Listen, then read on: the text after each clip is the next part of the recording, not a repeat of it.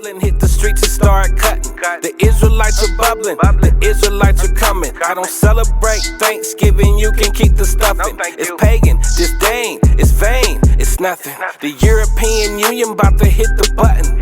And I feel sorry for you if you think the Lord is bluffing. That's why I hit the booth and I tell the truth. Are you fishing with the truth? Homie, where's your fruit? If the Most High is your rock, don't treat him like a side piece. Come in this truth plan and treat you like a side piece.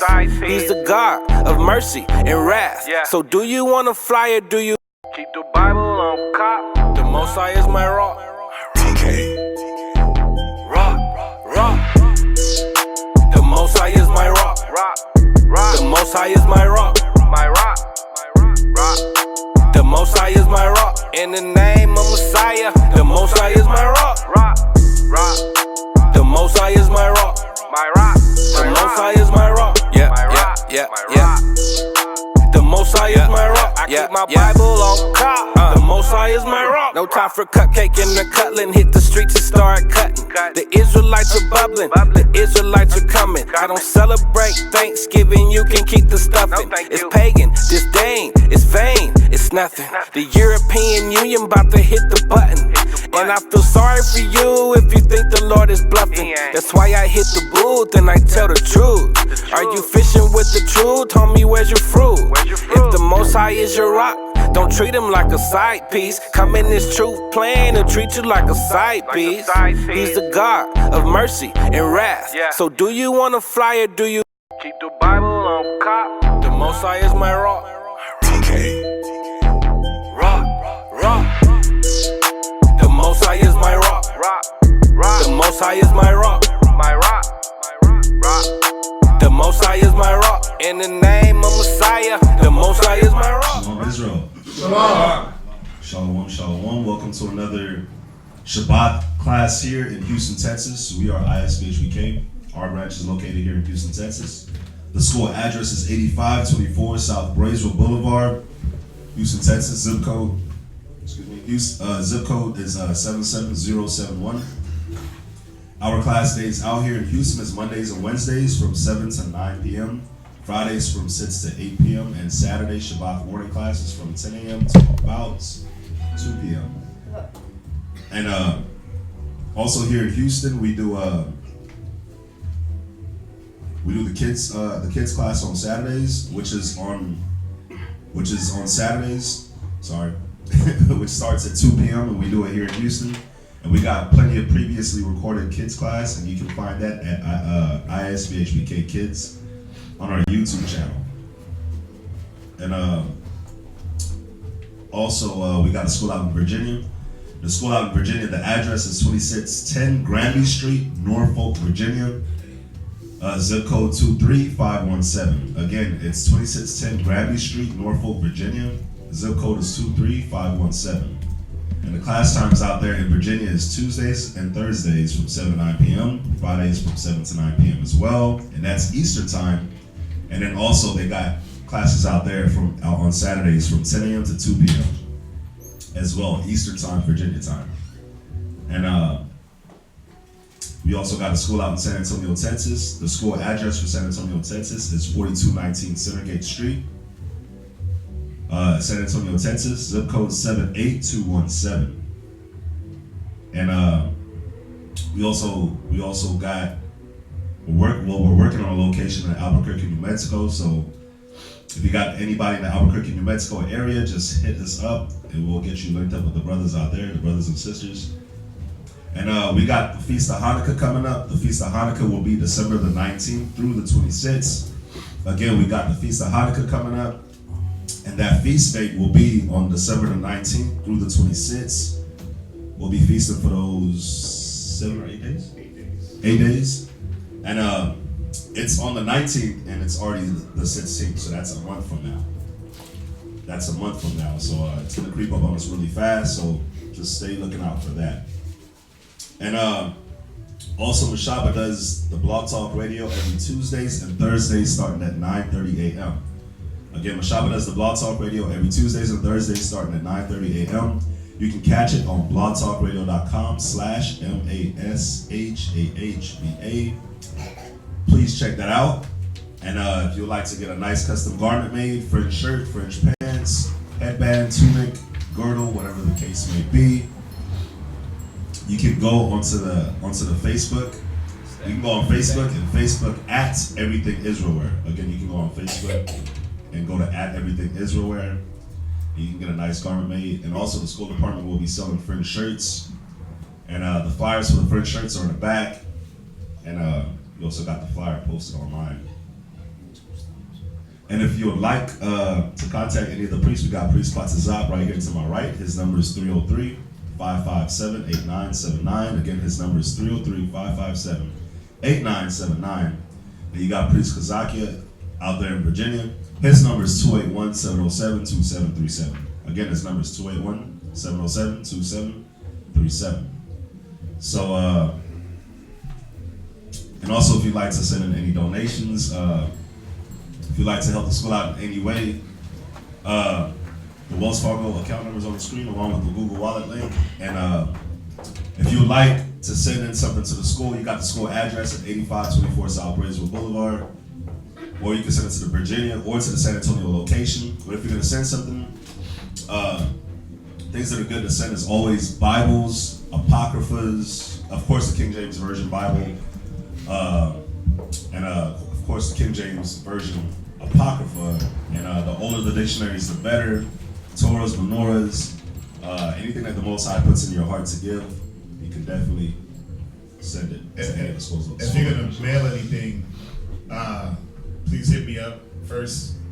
Instead of sending it to the school where sometimes we don't get what you guys send, we can give you a home address and we'll get it that way. But a lot of times, like I think Mustafa's Rib sent some books. We still haven't gotten them. So either we didn't get the notice that they were being, supposed to be delivered, or whatever the case may be. But hit me up. That way we can get a home address. Same thing for Virginia. Same thing San Antonio. We're not at the school 24/7. All right. So it's better that you send things to a house where somebody's always there. That way we can get whatever y'all send. We don't want y'all to send stuff and it gets lost. Okay? And it looks like we ain't getting it. Or we're keeping it for ourselves or anything like that. So to avoid that confusion, if you want to mail something, whatever it is, like parcels, like mail, that comes. They just slide it under the door. But packages, that's another story. All right? Was that it? Yes, sir. That is it for the announcements. All right, that's it for the announcements. Shalom to everybody online. Thank y'all for joining us. We're going to open up with the morning Shabbat prayers. Then we'll do the reading. Then we'll do your questions. Then we'll close with the prayers. All right? So we got a good reading. Got a good reading today. A lot of information. All right, so everybody, Aimadium, Wapanya, Wadum, rise and face the east.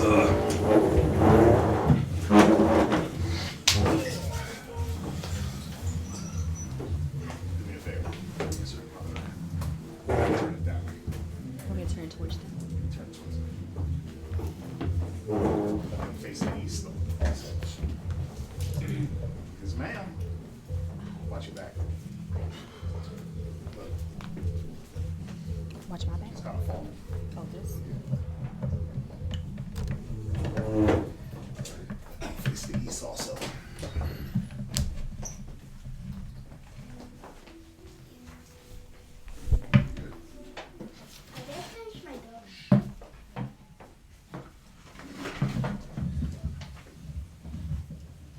Barakatah Yahweh. Barakatah Yahweh. Bahasham Yahweh Shai. Hashem Yahushua. Hahawa'ah. Hawa'ah. Athalanoah. Athalanoah. A war. A war. Zayawam. Zayawam. Kawada. Kawada. Aman. Aman. That's blessed.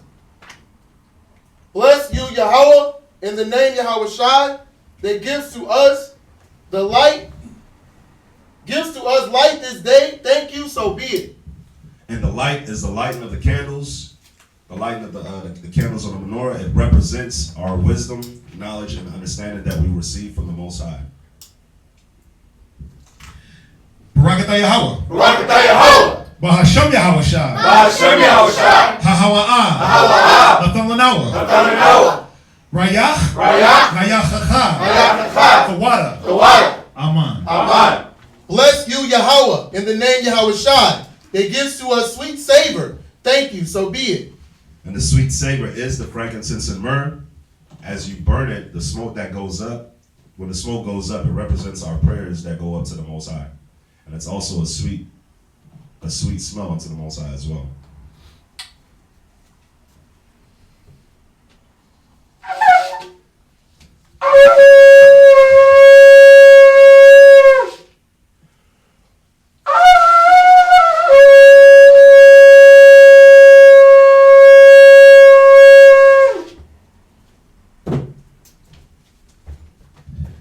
Barakatah Yahweh. Barakatah Yahweh. Hashem Yahweh Shai. Hashem Yahweh Shai. Hawa'ah. Hawa'ah. Adalanawa. Adalanawa. Hashabbath. Hashabbath. Bashalom. Bashalom. The water. The water. Aman. Aman.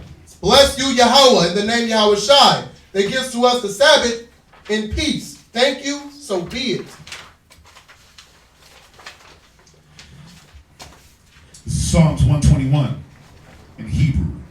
Ayin Shah. Ayin Shah. Ayin Yam Yah. Ayin Yam Yah. Al. Al. Haharyam. Haharyam. Na'ayah. Na'ayah. Wabawa'ah. Wabawa'ah. Isarya. Isarya. Isarya. Isarya. Wabawa'ah. Wabawa'ah. Ma Yahweh. Ma Yahweh. Sha'aisha. Sha'aisha. Shemayim. Shemayim. Wa'aratazah. Wa'aratazah. La'ah. La'ah. Lamathan. Lamathan. Lamawat. Lamawat. Ragalia. Ragalia. Yala'ah. Yala'ah. Nabam. Nabam. Shashawamar. Shashawamar. Yasha'ala. Yasha'ala. Yahweh. Yahweh. Shamaria. Shamaria. Yahweh. Yahweh. Tazalia. Tazalia. Al. Al. Yam Yam Yah. Yam Yam Yah. Yah. Yah. Hashamash. Hashamash. Yala'ah. Yala'ah. Hakaya. Hakaya. Bayawam. Bayawam. Wala'ah. Wala'ah. Halabana. Halabana. Ba'layala. Ba'layala. Yahweh. Yahweh. Yashamaria. Yashamaria. Makol. Makol. Rai. Rai. Yashamar. Yashamar. Napashia. Napashia. Yahweh. Yahweh. Yashamar. Yashamar. Hawalakia. Hawalakia. Wabawa'aya. Wabawa'aya. Ma'aitan. Ma'aitan. Ma'ai. I will Aman. Aman. This is Psalms, chapter 121.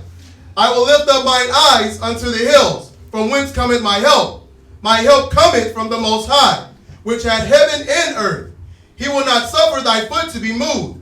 He that keepeth thee will not slumber. Behold, he that keepeth Israel shall neither slumber nor sleep. The Most High is thy keeper. The Most High is thy shade upon thy right hand. The sun shall not smite thee by day, nor the moon by night. The Most High shall preserve thee from all evil. He shall preserve thy soul. The Most High shall preserve thy going out and thy coming in from this time forth, and even forevermore. Bahashem Yahweh Shai. Hashem Yahweh Shai. The water. The water. From Yah. From Yah. Aman. Aman. Shema Yasha'ala. Shema Yasha'ala. Yahweh Allah Hayanawa. Yahweh Allah Hayanawa. Yahweh Achad. Yahweh Achad. Shema Yasha'ala. Shema Yasha'ala. Yahweh Allah Hayanawa. Yahweh Allah Hayanawa. Yahweh Achad. Yahweh Achad. Shema Yasha'ala. Shema Yasha'ala. Yahweh Allah Hayanawa. Yahweh Allah Hayanawa. Yahweh Achad. Yahweh Achad. And as hear ye, Israel, Yahweh our power, Yahweh one. This is the Lord's Prayer, which can be found in Matthew chapter 6 and verse 9. Abanawa. Shabbat Shemayim. Kodash. Hayah. Shamkah. Yahweh. Malakwavka. Raba'ah. Ratazaka. Hayah. Aisha. Ba'aratazah. Kawa. Hayah. Bashamayim. Dalanawa. Laham. Kol. Yawam. Basalach Nawa. Kawawaf Nawa. Hasalach Nawa. Kawawaf Yinawa. Wala'ah. Wabayanawa. Wanasaya one. Abal. Awashai Nawa. Mayan. Rai. Kaya. Laka. Hamalakwa. Waha'ala. Wahata Pa'araf. Wa'ai Walanyam. Aman. This is Matthew chapter 6, verse 9. Our Father, which art in heaven, hallowed be thy name. Thy kingdom come. Thy will be done in earth as it is in heaven. Give us this day our daily bread. And forgive us of our debts, as we forgive our debtors.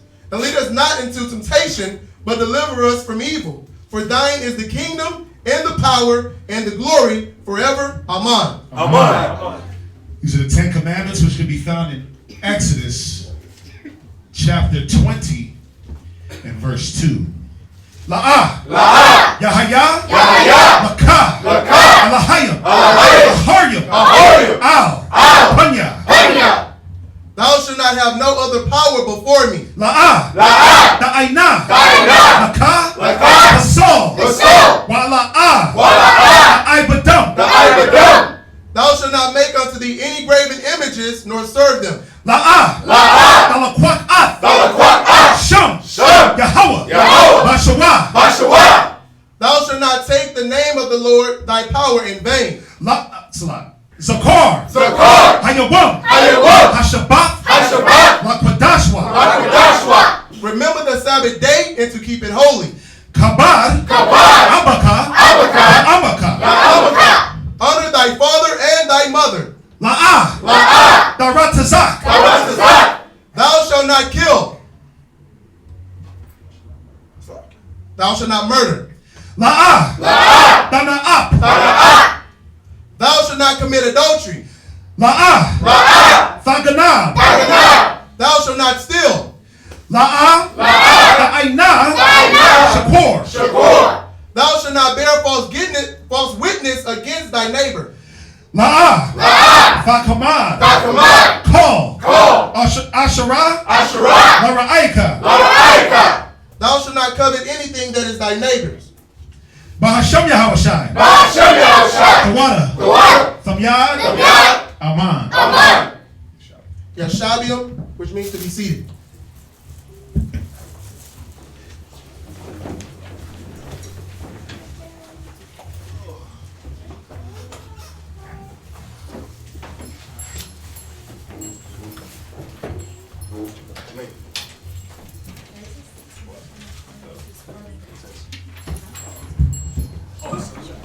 No, can you take that to the back or outside?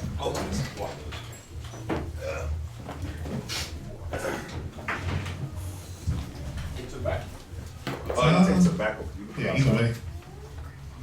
Either way.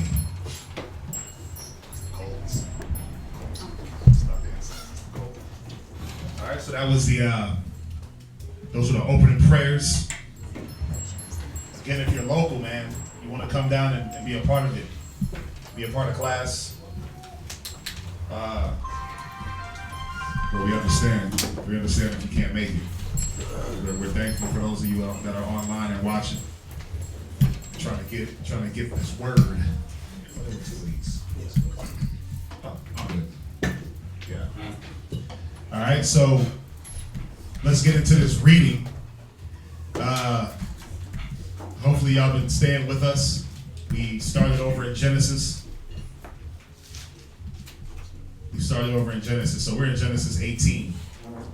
All right, so we've been reading about Abraham the last couple of weeks. We've been reading about Abraham. We've been reading about the promise. Last week we read about the two sons, right? Ishmael and Isaac, excuse me. We read about we went over circumcision last week, right? The covenant of circumcision, Abraham's righteousness. So now this reading is going to get into, we're going to get into Sodom and Gomorrah and some other things.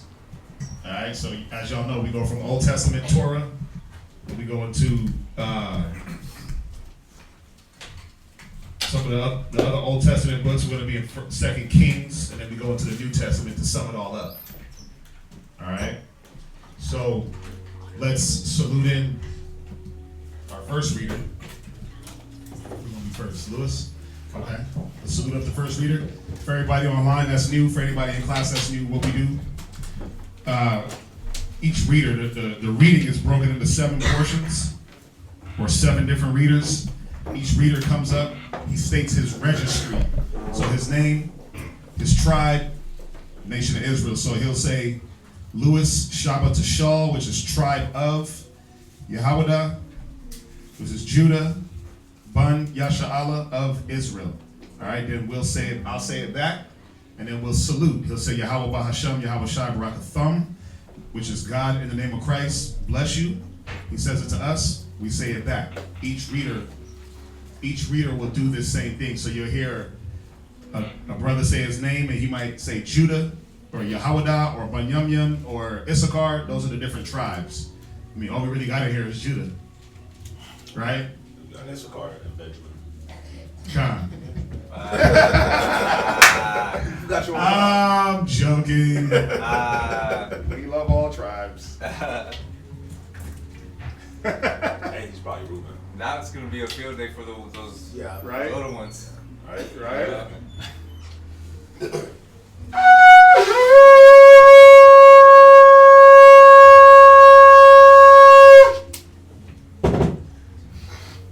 Lewis, Shabbat Shah, Yehowadah, Bun, Yasharallah. Louis, Shabbat Shah, Yehowadah, Ban Yasha'Allah, Imanu, Barak, Yahweh Shem Yahshua Brakatham. Yahweh Shem Yahshua Barakatah.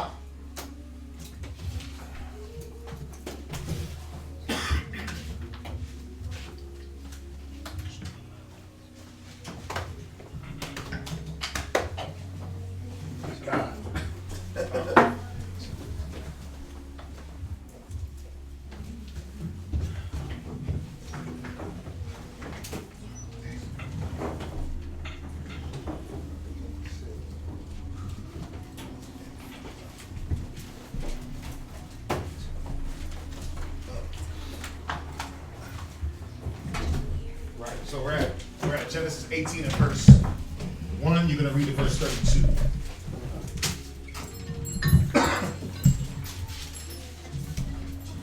If it gets hot, which It is? how are you feeling it? Yeah, make sure the heat's not on. Ish. If you just throw it to cool and throw it on auto, and just check that temp. Don't make it too cold up in here. You need more help? All right, you ready? Let's do this. Kid sounded powerful during the prayers. Oh, that was Noah yelling. that was one kid. That was one child yelling at the top of his lungs, praising the Most High. Barakatah Yahweh.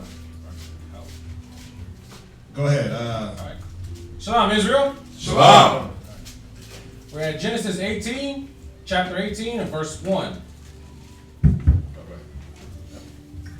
And the Lord appeared unto him in the plains of Mamre, and he sat in a tent door in the heat of the day. And he lifted up his eyes and looked, and lo, 3 men stood by him.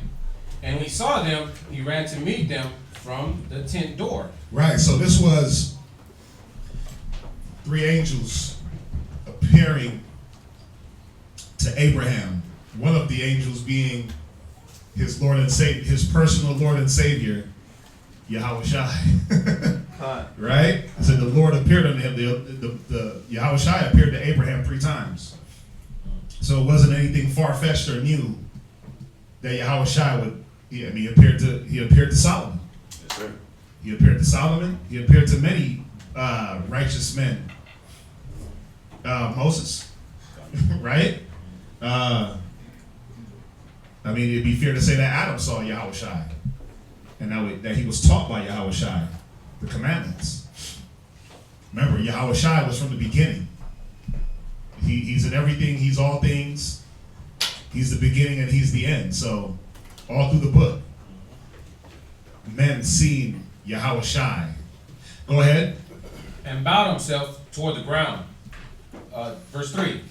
And said, My Lord, if now I have found favor in thy sight, pass not away, I pray thee, from thy servant. Let a little water, I pray you, be fetched, and wash your feet, and rest yourselves under the tree. And I will fetch a morsel of bread, and comfort ye your hearts. After that ye shall pass on. For therefore are ye come to your servant. And they said, So do as thou hast said. And Abraham hastened into the tent unto Sarah, and said, Make ready quickly 3 measures of fine meal. Knead it, and make cakes upon the hearth. Right? Hearth. Right. And Sarah was like, why I gotta do that for? Right? That's exactly what she said. What? I'm busy. Nigga, do it yourself. That's what she said, right? No. You gotta see here, I always like reading this, you gotta see the hospitality level, the level of hospitality and brotherhood that Abraham had for these men. The scriptures talk about a bishop, right? Let's go there real fast. Just a couple of reminders for brothers and for sisters. For brothers and for sisters, man. Very important. Go to Timothy's.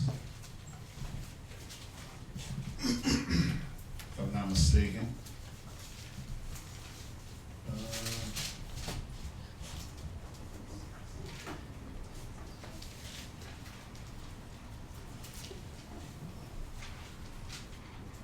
Let's see here. Right, go to First Timothy chapter 3 and verse 1. Read that. 1 Timothy chapter 3, verse 1. Go ahead. This is a true saying. Right. If a man desire the office of a bishop, read. He desireth a good work. He what? He desireth a good work. Right, so you want to be a leader? It's work. You want to have children and a wife? It's work. You want to have rank? It's work. It's a good work, though. Go ahead. Verse 2. Uh-huh. A bishop then must be blameless. He must be what? He must be blameless. Go ahead. The husband of one wife. Right, so he must be blameless. Right? Things are happening around him. He's blameless because why? He's applying the wisdom to maneuver through situations and in situations. Go ahead.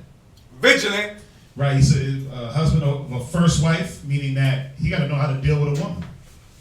He got to know how to deal with a first wife before he can try to take on a second, if that be his choice. But at least deal with a first. He must be vigilant, on top of things, always watching. You got his vigilance level has to be on 150%. Nothing can slide by him. That's in his household. That's in his congregation. That's his children, right? He has to be watching, man. It says a wise man foreseeth the evil. Go ahead. Sober. He must be what? Sober. He must be what? Sober. Right. Sober in the mind. Sober in his doctrine. Right? He can't be tossed to and fro.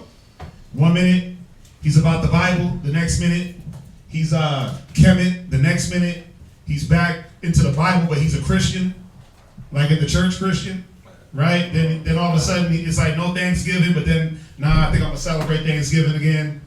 You got to be sober-minded. Why? Because the people that you're teaching depend on you.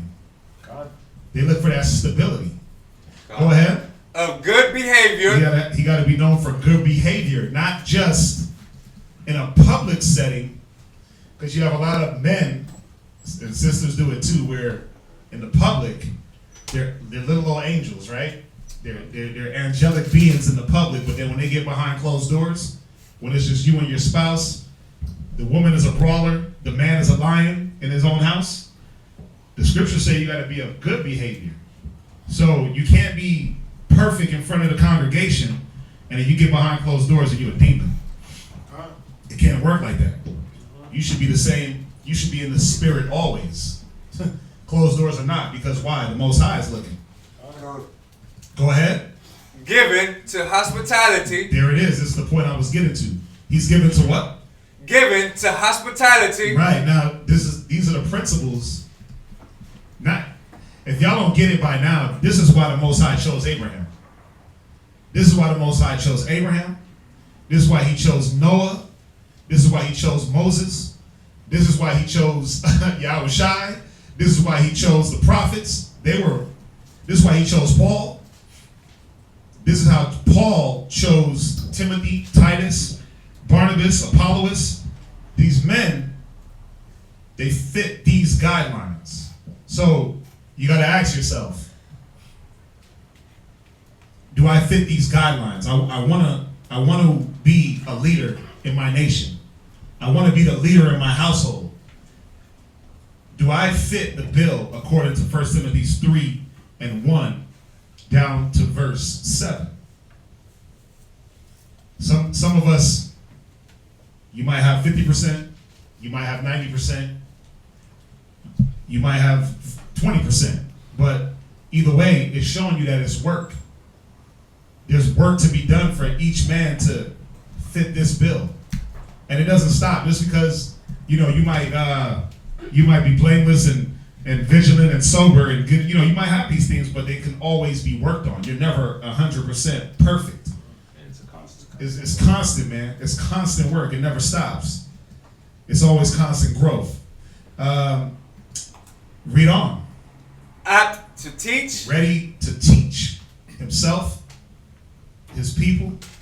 That's why the Most High, and we'll read it, but he said, I chose Abraham because I know he would command his household. He would teach his children. God. That's why he chose him.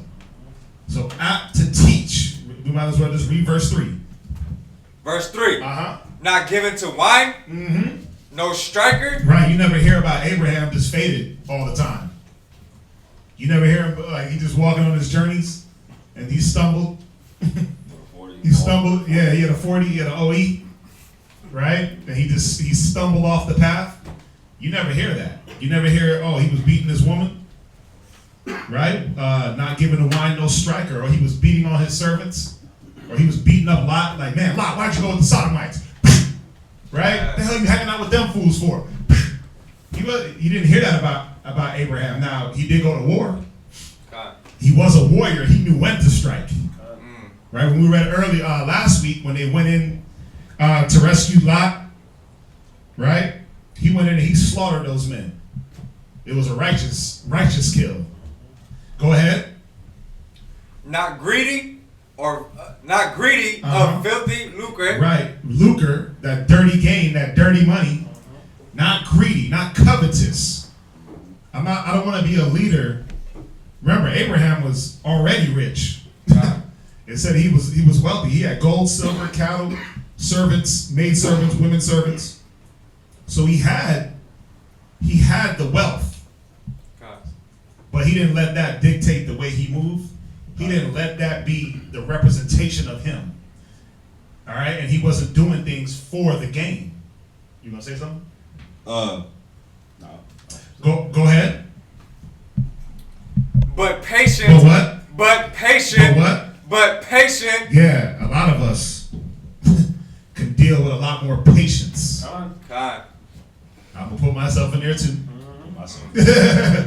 If I don't care if you do all these things, your patience can never be to the level that it needs to be.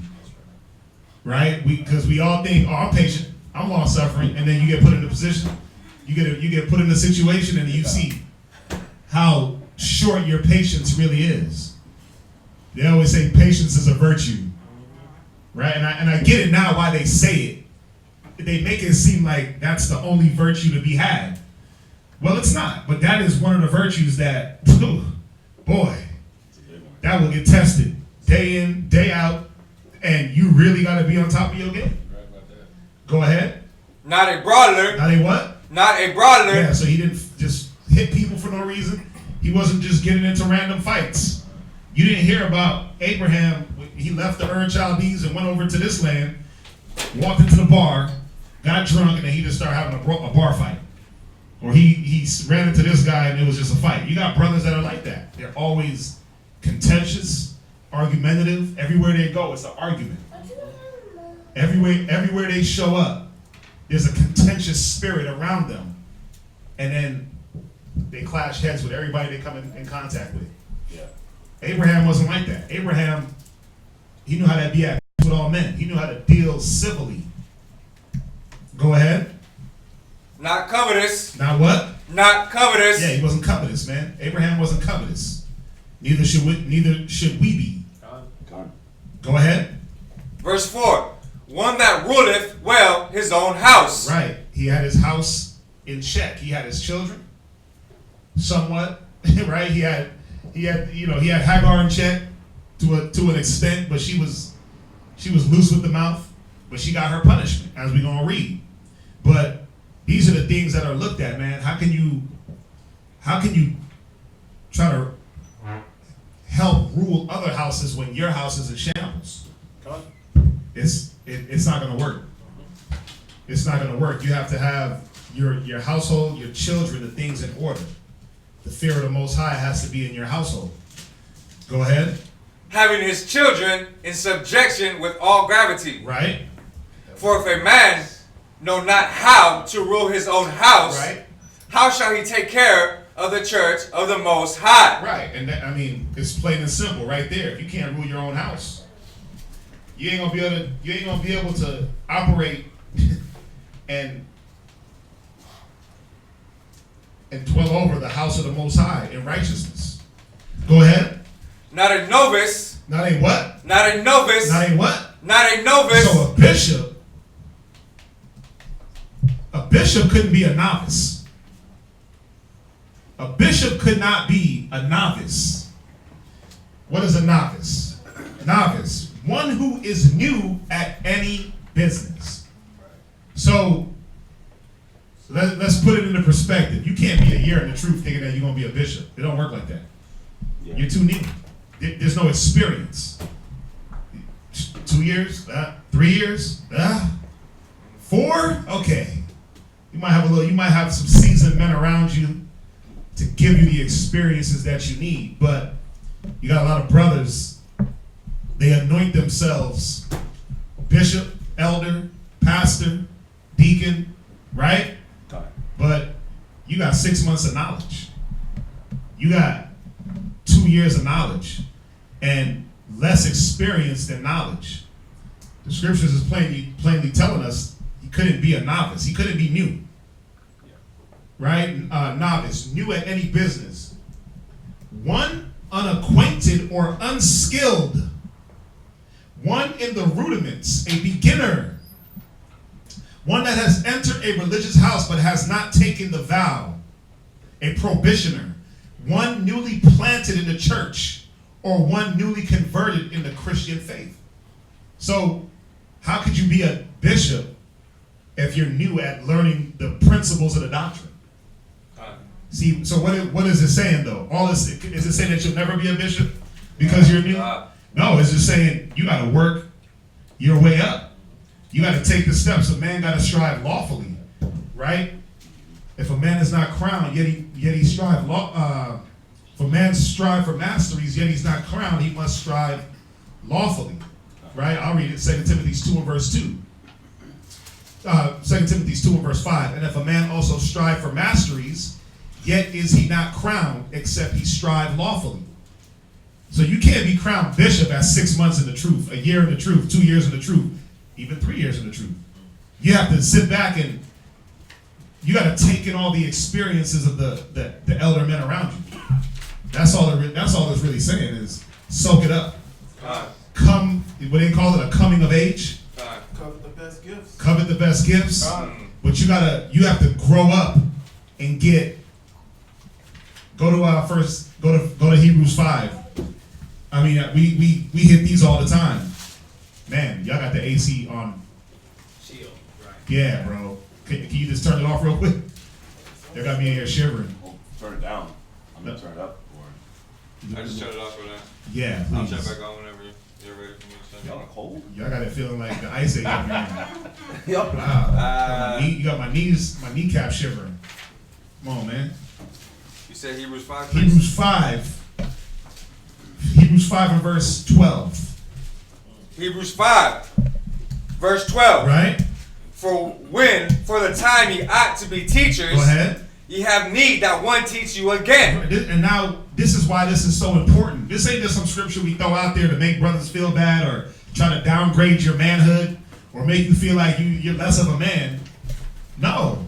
This is important because when you put 1 Timothy 3, 2 Timothy 2, and then when you look at Hebrews, and then when you look at these men like Abraham, Moses, all the patriarchs, Abraham, Isaac, Jacob, when you look at all these men, this is what they had to do.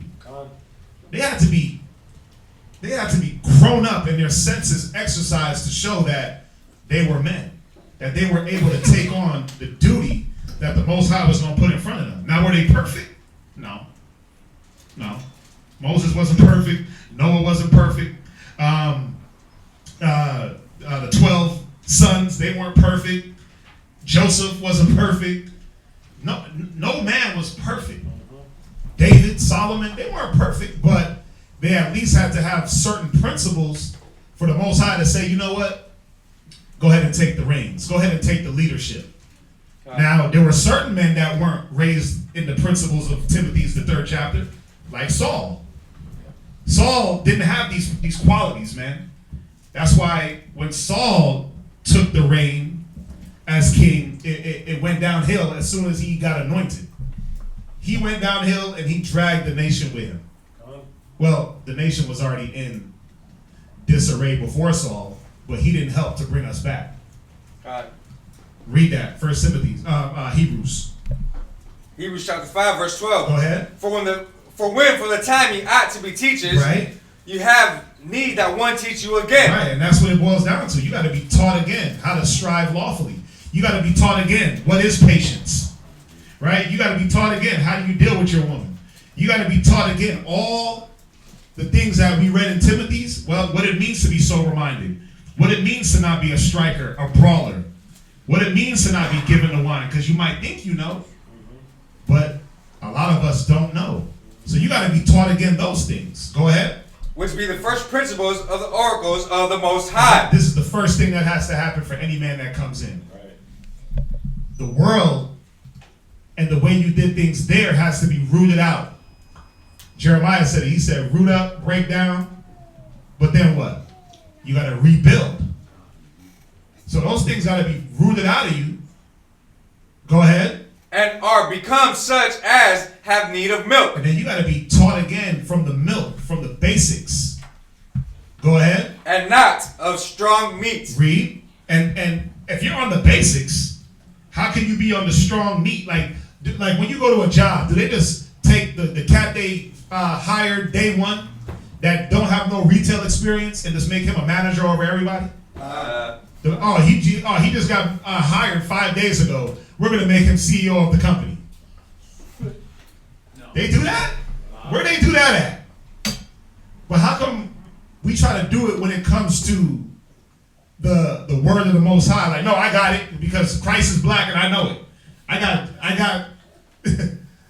know that the tribes are black. I know that I'm black. I know that Israel's black. I'm a bishop. I'm a deacon. But what about discernment and discretion and knowing when to and when not to? What about patience and long suffering? We all got doctrine. We all got scriptures, right? Some of y'all got more scriptures than me. But what about knowing when to use and how to strike and when to pull back and when to move forward and when to move to the side and walking circumspect? What about those things? See, those things got to be taught in every man and every woman, not just the men, the women too.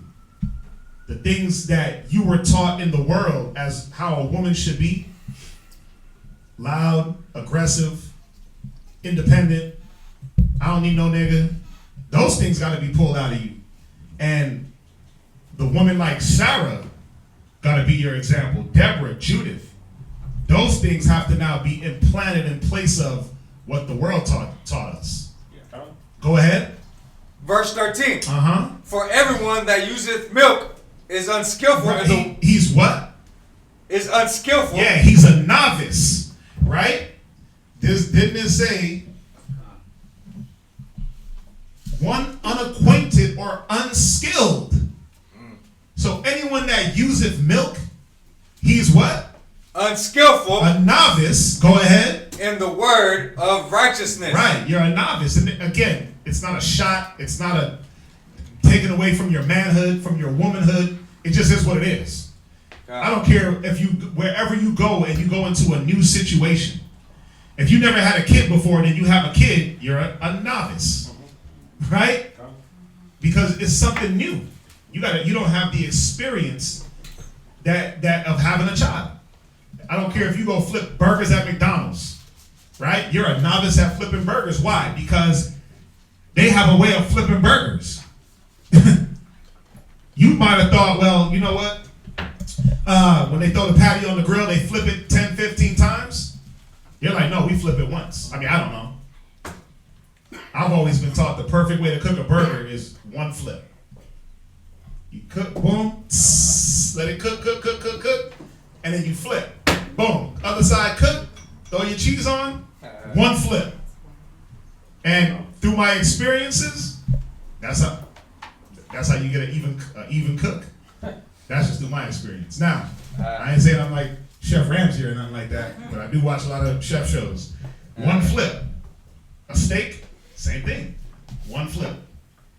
All that flipping, you cook the meat unevenly. But burger, huh? I was just gonna say, how about an egg? How about an egg? An egg is one flip, bro. I definitely messed up. I mean, I guess it depends on how you like your yolk and all that. But usually I'm a one flip pony. One trick pony, one flip. Right, anyway.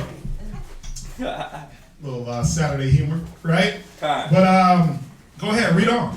For he is a babe, verse 14. Right? But strong meat belongeth to them that are full age. Right. All the strong meat is, well, now I can handle more tasks. Now I have more experience. So the strong meat is, well, yeah, now I can take leadership roles. Now, you know, if I use this one. I've been dealing with my wife 5, 10 years. Well, I want another one. That's strong meat for both parties. But if this man is moving up in the right way and he's off of the milk, he can deal with that meat. Go ahead. Even those who by reason of use have their By senses. reason of what? By reason of use. See, you know why you're unskilled? Because you didn't use. You never used your senses in certain situations because you might not have been put in a situation. Right. So again, it's not a shot. It's not like you're wicked or evil. Is a baby wicked because it's a baby? And it doesn't know how to eat steak? No, well, they're graduating and growing to that stage. That's all it is. It's a progressive graduation from stage to stage and growth. Go ahead. Even those who by reason of use have their senses exercised. Right? To discern both good and evil. Because that's what it boils down to. Having your senses exercised in patience, sobriety, long-suffering, hospitality. All these things are going to have to be used, and you're going to have to be put in situations to see where is my patience? Where is my hospitality? Where is my charity? Where is my love? Where is my joy? That's all it's about. Y'all understand that? Con. Can I get one? Mm-hmm. Can I get Numbers? It's Numbers chapter 11 and verse 29. Numbers chapter 11 and verse 29. And the reason I'm going here is because what we just read in Timothy's, right? And it goes to like everything that a bishop has to have. You can say within yourself, I'm not a bishop or I'm not there yet, but all the qualities that it tells you about a bishop, being blameless, husband of one wife, vigilant, sober, good behavior, hospitality, apt to teach. When it goes down with all these things, when you look at what the world promotes the complete opposite of everything that you see right here. So the world promotes you having blame. You look at TV, when you listen to music, it's all about doing something negative. That's gonna get you in some form of trouble. When it says the husband of one wife, like the world promotes you not even caring about your woman. Not caring about leading your woman and leading your family. The world promotes you not being vigilant. The world promotes you being drunk and being high all the time. The world promotes you not having good behavior, not being hospitable, not trying to teach your children, your family, not giving to wine. The world promotes the complete opposite of everything that you see here. So you might look at it because it says a bishop must have all these qualities, and you might be like, well, I'm not a bishop, but it's just in general, just a man. just a human being, just a wife in general should want to have all these qualities that you see right here. Like, why would you want to be a striker? There's no... And why would you as a woman want that? Yeah. That's the thing. Like, the world promotes it. Now we come here to come out of that. You shouldn't want that for yourself. And as a man, you shouldn't be that. You shouldn't represent the world and sit in these seats. Right. Go ahead. I'm sorry. You know, like even verse 4, when it says, one that ruleth his house, ruleth well his own house, like, the world promotes the complete opposite of that. Like, there's nothing but confusion and contention and chaos in a lot of the black, Latinos, and Native American household. The Israelite household is nothing but confusion. When it says having his children in subjection with all gravity, like, I was talking about it yesterday in class, like, all you see now online is kids getting into fights with teachers. Yep. That's all you're seeing. Yep. But why? Because the kids ain't being trained. Learn nothing at home. Yeah, they ain't learning nothing at all at home. They don't have good behavior. So when they go to school, they have no respect for the teachers. So then you put the teacher in a position where the teacher is like, oh, I gotta defend myself or whatever the case may be, but it's just a messed up situation all around. But why? Because the world promotes the complete opposite of what we're reading.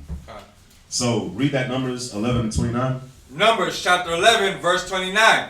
Go ahead. And Moses said unto him, envious thou for my sake? Because you could look at it and it says a bishop must have all these things. You could be like, man, I don't even want to be a bishop. Well, cool. If you don't want to be a bishop, at least still have the qualities of a bishop. Right. If you have kids, at least train your kids to have these qualities. Train your kids to have patience, to not wanting to hit people, to not wanting to be certain types of way. Train them to have these qualities, read. Envious thou for my sake? Go ahead. Would God that all the Lord's people were prophets? That's good. Look, Moses was saying right here, man, would God that everybody, all the Lord's people would be prophets. All of it. So you could be like, man, I don't want these qualities. But Moses is telling you right here, man, we should all want to be prophets. We should all want to be teachers. Read. And that the Most High would put his spirit upon them. That the Most High will put his spirit upon you. So that you can have the spirit to be blameless, to want to lead your wife, to be vigilant, sober, good behavior, good hospitality, apt to teach, not a drunkard, not a striker, not trying to get filthy lucre. What does the world promote? I got to get the newest car. I got to get the newest clothes. I got to get the iPhone 11. I got to get the $280 iPhone ear pod thingy. $280. I got to get some 5,000 red bottoms. They're only 160, bro. Stop. No, the new ones. Yeah, there's the new ones. Yeah, the 250. That cancel out the sound. I ain't gonna lie. Oh, it does. I Those little rubber things in there. And this is Nah, it has some other features. I definitely want one, but not for $280. Not for $280. I got food. We got to feed. I mean, it's nothing wrong with having nice things. God. Right? There's nothing wrong with it. We're just saying that this shouldn't be the motivation. Yeah. It shouldn't be the motivation. And so when I pop up with a pair of AirPods, I don't want nobody to say like, "Oh, this nigga's covetous and greedy of filthy lucre." If I come with my AirPods, right? I'm just saying. I don't want Hanukkah. I'm just saying. There's nothing wrong with it. Right? There's nothing wrong with wanting and having nice things. But a bishop, that's not his motivation. That's not why he go to 1 Peter 5. Go to 1 Peter 5 and 3. Did you finish yours? Yes, sir. 1 Peter 5 and 3. Might as well just add this one in. And there's a question on there, a beautiful question. I'm gonna get to pertaining to the topic also. Go to 1 Peter 5 3. 1 Peter chapter 5, verse 3. 5 and verse 2. 1 Peter chapter 5, verse 2. Feed the flock of the Most High, Right. which is among you, Right. taking the oversight thereof. See, this is start at verse 1. 1 Peter chapter 5, verse 1. Go ahead. The elders, The novice, the elders, the novice, the elders, the new guy, the elders, the beginner, the elders, the unskilled. the elders, Go ahead. which are among you, See, the bishops, the elders which are among you, go ahead. I exhort, Right? who am also an elder Go ahead. and a witness of the sufferings of Yahushua, Uh-huh. and also a partaker of the glory that shall be revealed. Go ahead. Feed the flock. But you're supposed to do what? Feed the flock. Right. See, it's about feeding the flock. Now, a lot of men claim to feed the flock. T.D. Jakes feeds the flock. Joel Osteen feeds the flock. Daddy Long, what's his name? Teddy Longstroke? Teddy Long? What's his name? He fed I'm sorry. But he fed the flock. What's the other dude? Creflo Dollar? He feeds the flock. Right? But why do they feed the flock? They feed the flock so they can get them pockets fat. Because they know the flock is going to fatten that wallet. Go ahead. Of the Most High, Uh-huh. which is among you, Go ahead. taking the oversight Right. thereof. Why do they take the oversight? I'm the leader of this congregation. Right? Why do they do it? They do it not for good reasons, not for good intention. Go, Joel Osteen will tell you he's not a pastor. He's a prosperity motivational speaker. Then why you got the Bible? Why you use the Bible to preach your message? Right? Who you got up in there tomorrow? You got Kanye up in there tomorrow. They're just going to deceive the people. They're ready to just deceive the people and get them pockets. And they're paying for tickets. No. Actually, Listen, any Israelite that goes to that, you better get your mind right. You better get your mind right. Read on. not by constraint. Now by what? By constraint. See, it's not about, let me take the leadership by constraint. Let me wrangle you under my leadership in a rough, aggressive, non-brotherly type of way. Go ahead. But willingly. But what? Willingly. See, now, the willingly is on two parts. The willingly is on two parts, man. Me as a leader, I got to be willing to do this out of a pure heart and pure mind. Right. The flock has to be willing to follow. Remember, Yahushua said it. He said, my sheep hear my voice. Right. And they follow me, right? So if you have to make someone follow you, it's not willing. Right. Right. If I got to make y'all sit in these chairs, there's something wrong. There's something wrong with me, and there's something wrong with y'all. Because you should not let no man have to make you do anything. And I shouldn't have to make y'all. I can't make y'all. What am I going to do, beat y'all to be here? Joel Osteen ain't beating his people to be there. They just they just dead in the minds, man. But they think that they're being fed, so they say, you know what? We getting fat. Let's show up. Yep. But he's taking more from them than what he's giving. Read on. Not for filthy lucre. So it can't be for money or some type of gain, especially that filthy lucre, that dirty money, that dirty gain, that underhanded type of gain. Go ahead. But of a ready mind. There it is again. But of a ready mind. The minds have to be ready. Remember, it said that the bishop had to be apt to teach, ready to teach. That means the sheep got to be ready to learn. Go ahead. Neither as being lords over the Most High's heritage. Right. That Lord, you know how you have those abusive type of leaders where you gonna follow me or else? What do they say? Respect is better than love. That type of leadership. Y'all heard it, right? Would you rather be respected or loved?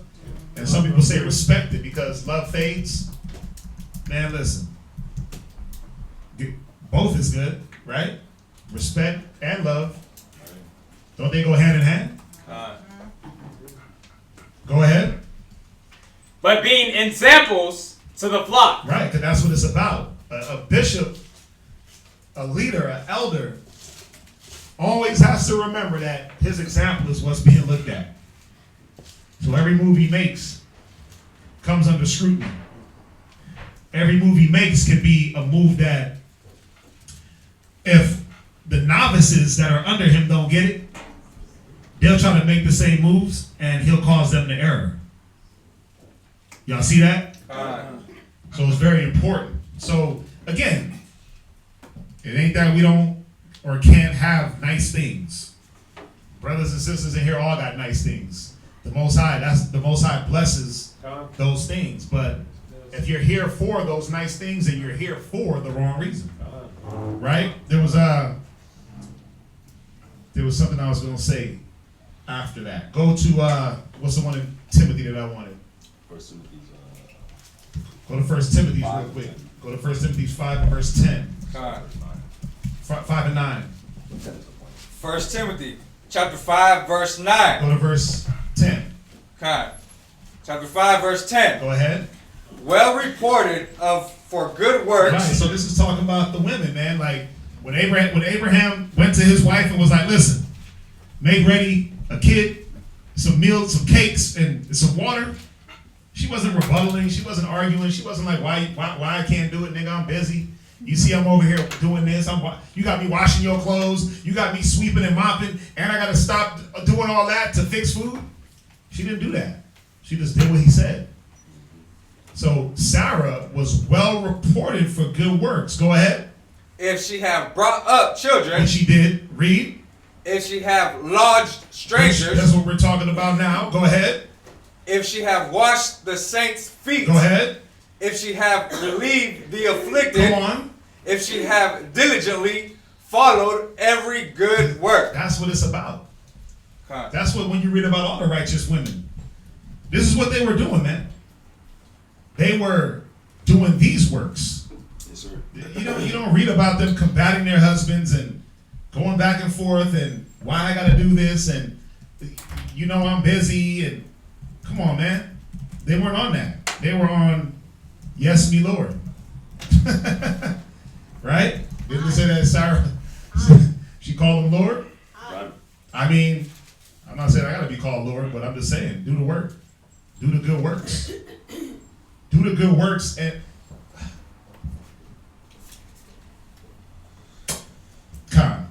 let me go to this question real quick. Right, how long does this growth take? Well, let's go, because we're talking about growing into this bishop, right? Go back to Hebrews 5. It tells us. Go to Galatians 4. Hebrews 5 tells us, man, how long it takes. Read Hebrews 5 and verse, 5 and verse, let's get to the point. 14. God. Hebrews chapter 5 verse 14. Right? But the strong meat belongeth to them that are of full age. Right, so how do you know that a man is at full age spiritually? How do you know that he's a man?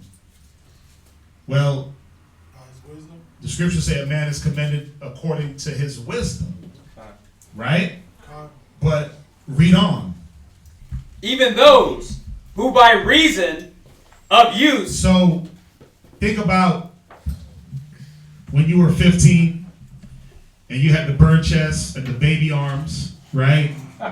And the chicken legs. Talking about us brothers, right? When he was 15, he was skinny as hell. He was like 150 soaking wet, right? You walked into the gym and you had baby muscles, right? But then 2-3 years later, what happened? If you kept in the gym and you used your muscles, what happened? Growth. You got growth, right? You had to use your muscles for them to grow up. Just like it's saying here, you had to use your senses. You had to use wisdom to show where your growth was. So I have to use patience, right? I got to use my long suffering. I got to use charity. I got to use all these different attributes that the Spirit allows me to show me what manner of man I am. A man should be commended according to his wisdom. But you got different levels of men. Because you got men that use different levels of wisdom and discernment. Right? So you'll know what type of man you are or how fully grown you are by the amount of wisdom you can administer and apply and live by. You had your hand up, Major, and then Ricardo. Oh, yeah, I was going to say Ecclesiasticus 19:29. Pull it. Go ahead. Let's see what it says. Ecclesiasticus, chapter 19, verse 29. A man may be known by his look, Right. and one that hath understanding by his countenance. Right? So even that is going to show what a man is. But it all stems from the amount of wisdom he shows. Because it said a man be known by his look, right? Is a man that got on a dress a man? You like, nah, that's not no damn man. That's a fool. Right? Because a man knows he doesn't wear what a woman wears. Right? Go ahead. When thou meetest him. When thou what? When thou meetest him. You'll know what type of man you're dealing with as soon as you meet him.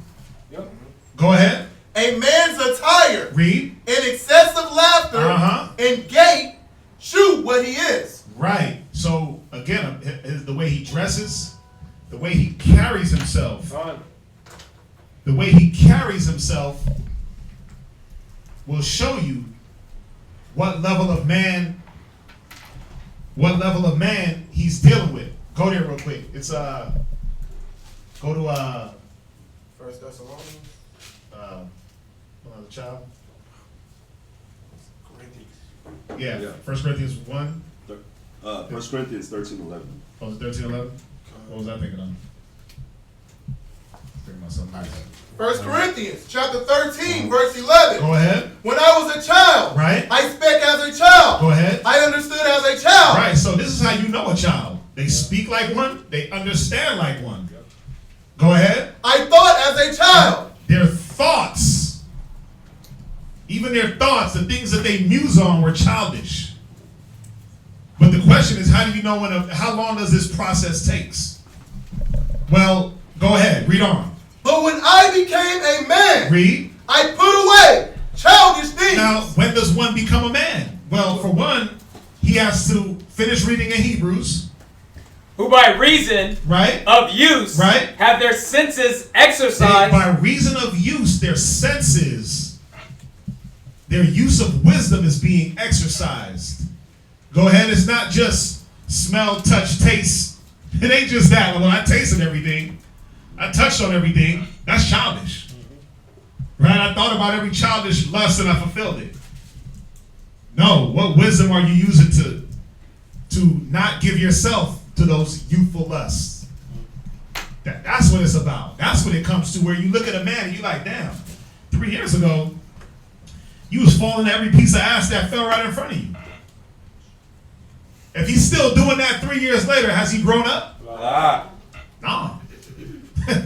He's still chasing that youth, those youthful lusts. But now, if you look at him in 3 years later, he's steadfast, right? Those things no longer have a pull on him, and he's able to discern and use wisdom to maneuver, not even to get into those situations. You can sit back and say, wow, he grew up. He used his senses, right? Go ahead, read on. To discern both good and evil. Right, now go to Ecclesiasticus 6. It's a good question. It's a good question. How long does it take? Well, truthfully, it doesn't take long. It doesn't take long. That's up to every individual. That's up to the level of humility. That's up to each person's level, each man's level of humility and willing to hear and willing to put off the old man. It don't have to be a 30-year process. You don't have to be a child until you're 60. You don't have to be a child until you're 50. You don't have to be a child until you're 30. You don't have to be a child. It doesn't have to take some crazy amount of years for this man to grow up, or for a woman to grow up and become full age in the spirit. Remember, we're dealing with the spirit. We're dealing with the spirit, right? So go to Ecclesiasticus 6 and let's start at verse 18. Ecclesiasticus chapter 6, verse 18. Because they're asking how long it takes. Well, I'm going to give you the method on what you got to do. And then you'll see how long it takes. Go ahead.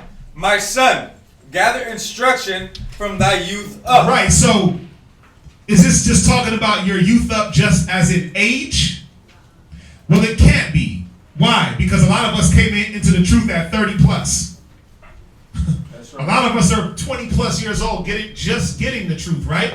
So it couldn't be just oh, well, the age is 7 years old. No. This is talking about, yes, age as a number, but also spiritual age. He's saying, listen, start gathering this instruction from now, from that youth. Don't be a novice anymore. Yes, sir. Right? Give me the one, there's another one that just hit me. Go ahead. So shalt thou find wisdom till thine old age. Hold it for me. So you'll find what? So shalt thou find wisdom till thine old age. See, he said, gather instruction from your youth and you'll find wisdom to your old age. But is an old age just, well, I'm 50? No. I got, the scriptures tell you got old fools. You got old fools and you got young fools. So it's not, let's knock this age thing out the way for a moment and let's deal with the spiritual age. Because a lot of us are over the age of 30. Some of us are approaching 50. Some of us are hitting 40.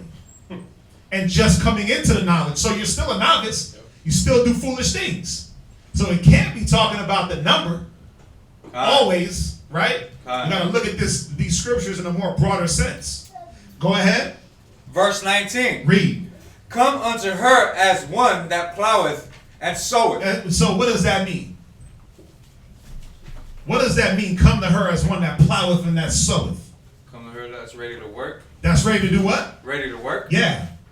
Plowing and sowing, you putting in work. Speaking on wisdom.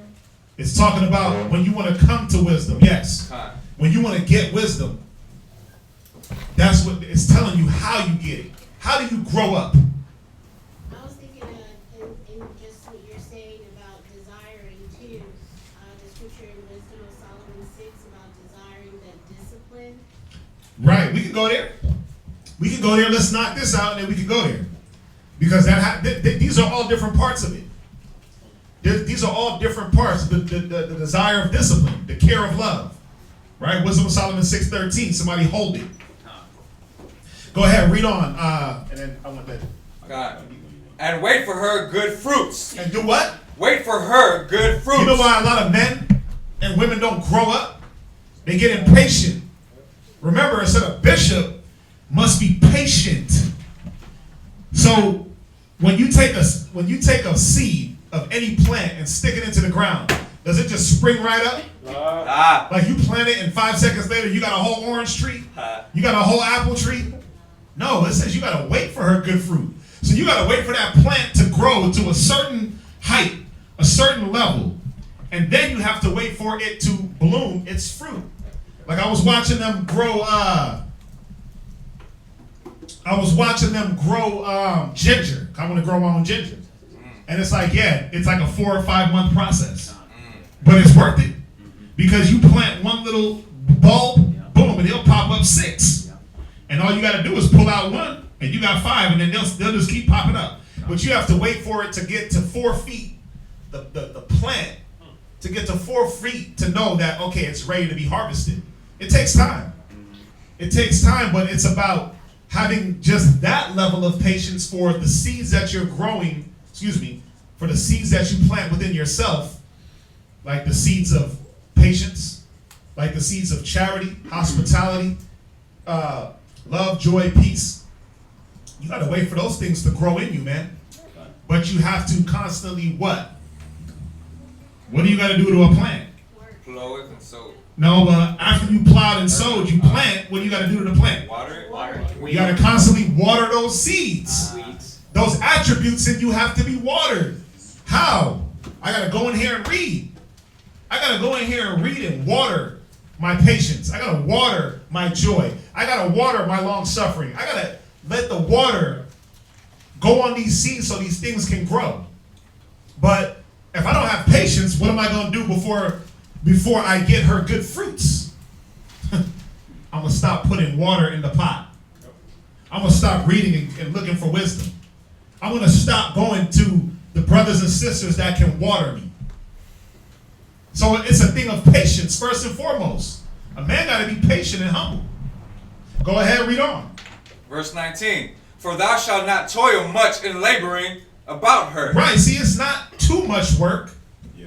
It's not too much work, man. It don't take too much but patience, listening. And it's going to tell us here. And I went here for a reason. But it's going to tell us here. Go ahead. But thou shalt eat of her fruits right soon. Yeah, you'll eat of her fruits right soon. It don't take too long for these attributes to grow in you. You just got to keep watering. Go ahead. Verse 20. She is very unpleasant to Go from there. Jump down. God. Jump down to read verse 32. Ecclesiasticus 6 verse 32. Go ahead. My son, read. If thou wilt, come on. Thou shalt be taught. Thou shalt be what? Thou shalt be taught. See, if you're willing, if you're willing to be patient and humble, you're going to be taught. You'll grow quickly. You'll spring up if you're willing to be watered. Let that light shine in. What's Zion's class? Let your light shine. Say inside joke. But let your light shine. When you let that light shine on you, when you let that water you, what's going to happen is you will be taught. Go ahead. And if thou wilt apply thy mind. Okay, so you have to do what? Apply thy mind. No, not care. Apply thy mind. No. When brothers is giving counsel, you just brush it to the side. Apply thy mind. You got to apply your mind. See, this is what brothers and sisters, I think sometimes y'all are like, well, I'm just going to be endowed with the Spirit. Like, the Spirit of Yah is going to ascend on me, and I'm just going to have all the mysteries of the Bible. Christians. The Bible says you got to do what?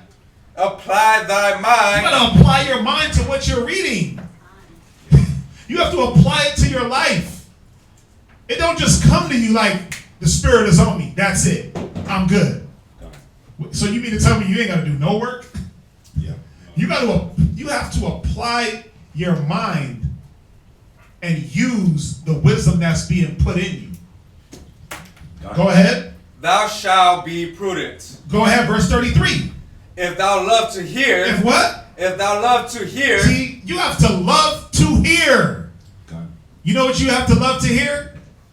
I'm going to use, what is it? Constructive criticism? You got to love to. I'm not going to say you got to love to hear getting checked.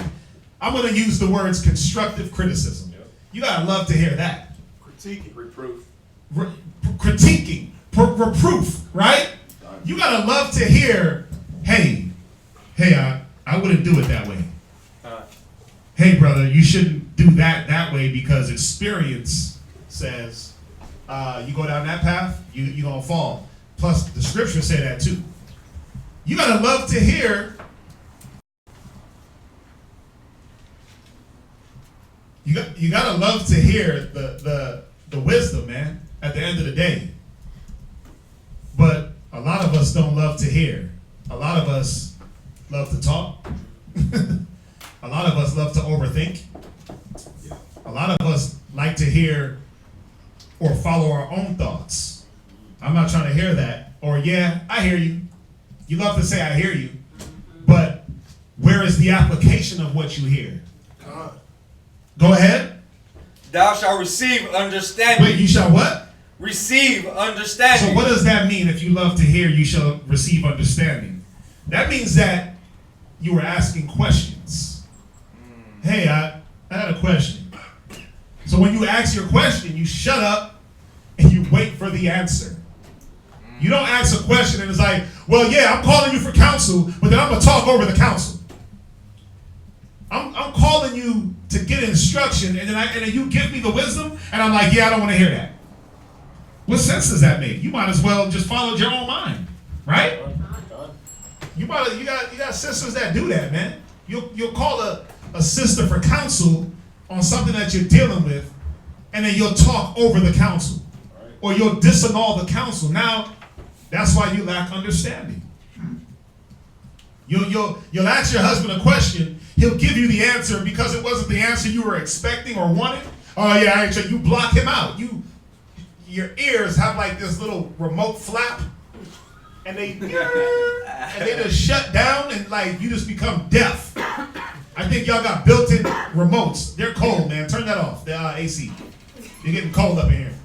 I see sisters getting blankets and stuff. It's cold. What y'all got it on? 79? 60? Let's just turn it off for now. Are you? Yeah. If it gets hot, we'll just hit the fans and then we'll go from there. But it's not that warm out, right? But sisters, I think y'all have a switch that you flip and then it makes your ears just, and then your back turns. You're like, yeah, I'm not hearing that. Brothers got it too. Let's not get twisted. Brothers got the same mechanism. You got that off remote. It's called what? Ignoring. Yeah. No, it's called pride. It's called stiff neck. It's called rebellion. That's what it's called. That's what it's called. Go ahead. If thou bow thine ear, thou shalt be wise. If you bow your, see how it's telling you that you have to listen first? You have to listen, man. You have to be willing to listen, and not just to the things you want to hear. Not just for a quick moment. Hit up a brother, get on the phone with him, and then you trying to rush off the phone. No. Listen to what that man got to say in its entirety. Shalom, Mark. What's going on? Well, I was dealing with this. Oh, okay, well, this is what you, wait, I got to go, brother. Wait, what? You called me to get the information that you needed to help you. Why would you rush yourself away from the wisdom? You just so quick to hang up. Okay, brother. Okay, like, wait, whoa. Pause. I be having to do that to brothers sometimes. Like, whoa. Hold on real quick. Hold on. Let's finish. Let's finish this conversation the right way. You ain't gonna rush me off the phone. But brothers do that. Sisters do it to their husband. Yeah, I got it. No, you don't. Because when you go make your move, the move shows what? Going back to the question, the move shows that you're still, when you make your move and you do things and make your mistakes, it's like, wow, that mistake didn't have to happen. This person lacks understanding. They're still moving like a child. They're not ready to be moved up to adult stage spiritually. Jump up to verse 23. Ecclesiasticus I know. I'm 6, still answering this verse one. 23. Read. Give ear. Do what? Give ear. Do what? Give ear. Go ahead. My son. Receive my advice. Right. See, he said, give your ear. Not give lip. Not give tongue. Not give eye rolls and head twitches and convulsions and huffing and puffing. Give ear. Meaning that if I'm actively, we went over a class about actively listening a while back. We got to do another one. But I went over this class about how to attentively listen. When you really listen and hear, that means everything else shuts down. Even your thoughts. Give ear. Go ahead. Receive. Give ear, my son. Receive my advice. And refuse not my counsel. He said, and refuse not counsel. You know how some brothers and sisters show that they refuse counsel? You don't sit there and say, nigga, don't tell me nothing. You say, yeah, I hear you. And then you go and do the total opposite on purpose of the counsel. You go do the total opposite of the Bible. It's like, wait a minute, what? Why would you have us sit in front of you for 2-3 hours and then you do total opposite? You might as well have just said, nigga, don't talk to me. I would rather you say, listen, bro, I'm good. Don't counsel me. Or don't ask me. I would rather that. Let me use my time on somebody that's going to use the counsel. Use the information. Give ear, does it mean selective hearing? Selective listening? No, it's not selective. Oh, that's another one. I like that. Because we have a lot of selective listeners and selective hearers, and you hear what you want when you want. No. Watch. Jump down to verse 35. Verse 35. Right? Be willing to hear every... No, some. Every... Selective listening. Every... I only want to hear this part. Every... Well, this part feels good to my spirit, so that's all I'm going to take. Every... Read. Godly discourse. The Bible says you need to hear every godly discourse. So if you're talking to a man and he's speaking the oracles of the Most High, you better be ready to hear everything. Because you don't know what part you might need. You don't know what part of that godly discourse may apply to you. Some of y'all are very naive. Some of us are very naive where we think, well, I've heard this before. Some of y'all are thinking that now. I think I already heard this. Ecclesiastes 6. How many times y'all gonna go through that? How many times y'all gonna hit 1 Timothy 3? How many times we gonna hit Hebrews 5 and 12? You know how many times? Until brothers and sisters grow up. Ooh. That's how many times. Ooh. I'm gonna walk you through it like a father does a son. Like I gotta tell my son, this is how you tie your shoe. And I'm gonna walk him through it until he gets it. This is how you brush your teeth. Even though he's like, Dad, I know how. Okay. You sure? Then why you still got food in the back? Let me see. Oh, you still got food back there. You didn't brush right. Did you brush the bottom? No. But I thought you did it right, son. You brushed the top, right? Yeah. Did you brush the inside? Yeah. Did you brush? But you forgot the bottom. So I'm going to walk you through the things that you forgot.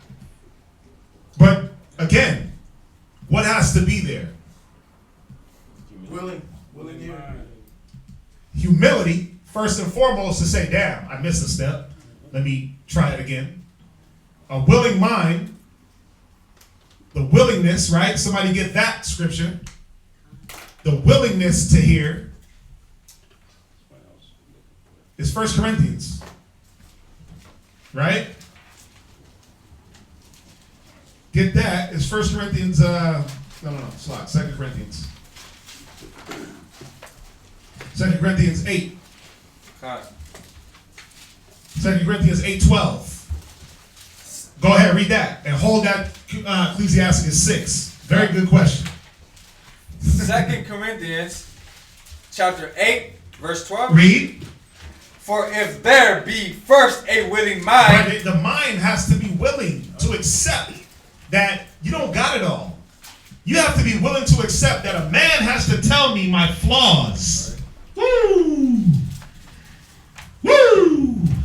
That's a heartbreaker for a lot of people. Like, flesh and blood gotta tell, wait, the Yahweh Shai won't ascend from the throne to tell me that I'm off? Another man gotta tell me that I'm wrong? A man that's not perfect? I sit back and watch my husband make mistakes all day, but he has to be the same one to correct me? Hell yeah.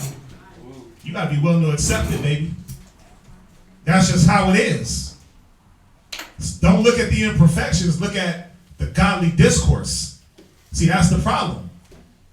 Instead of being willing to hear every godly discourse, you're looking at, well, you made a mistake yesterday, and you hold it over your husband's head. No, my bad. You made a mistake 10 years ago. Because y'all got elephant minds, right? Y'all remember stuff from 20 years ago, before y'all were even dating. It's like, wait a minute. We weren't even dating back then. So you did it. And I'm going to hold that against you 20 years from now when I'm trying to give you correction. You try to bring up a 20-year-old mistake, or a 5-year-old mistake, or a week-old mistake, or a yesterday mistake. Yesterday was yesterday. That's in the past. Don't use my mistakes as a reason for you not to be shown the right way. Y'all have to set your minds on how to get wisdom, man. You can't get wisdom looking at somebody else's flaws. You can't get wisdom denying the wisdom because it's coming from a flawed man or a flawed woman. We're all flawed. I got flaws. He got flaws. He got flaws. Kazaki got flaws. We all got flaws. But is that man that has flaws working daily to fix those flaws? That's the difference. Is there a constant exercising of his senses to say, you know what, I got flaws, let me fix these things? That's how you know who you should be taking that wisdom from. Somebody had their hand up. Yeah, on that tip, what you were saying, I was going to say 1 Corinthians chapter 12, 31.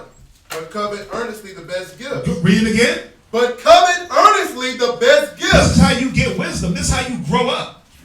You have to covet the best gifts. Not look at a person's flawed flesh. The flesh is automatically flawed, man. The flesh is automatically weak. That's right. But what spirit are they promoting? What spirit? What are they trying to show you in the spirit? See, that's how we got to look at wisdom. This is how you got to look at your growth.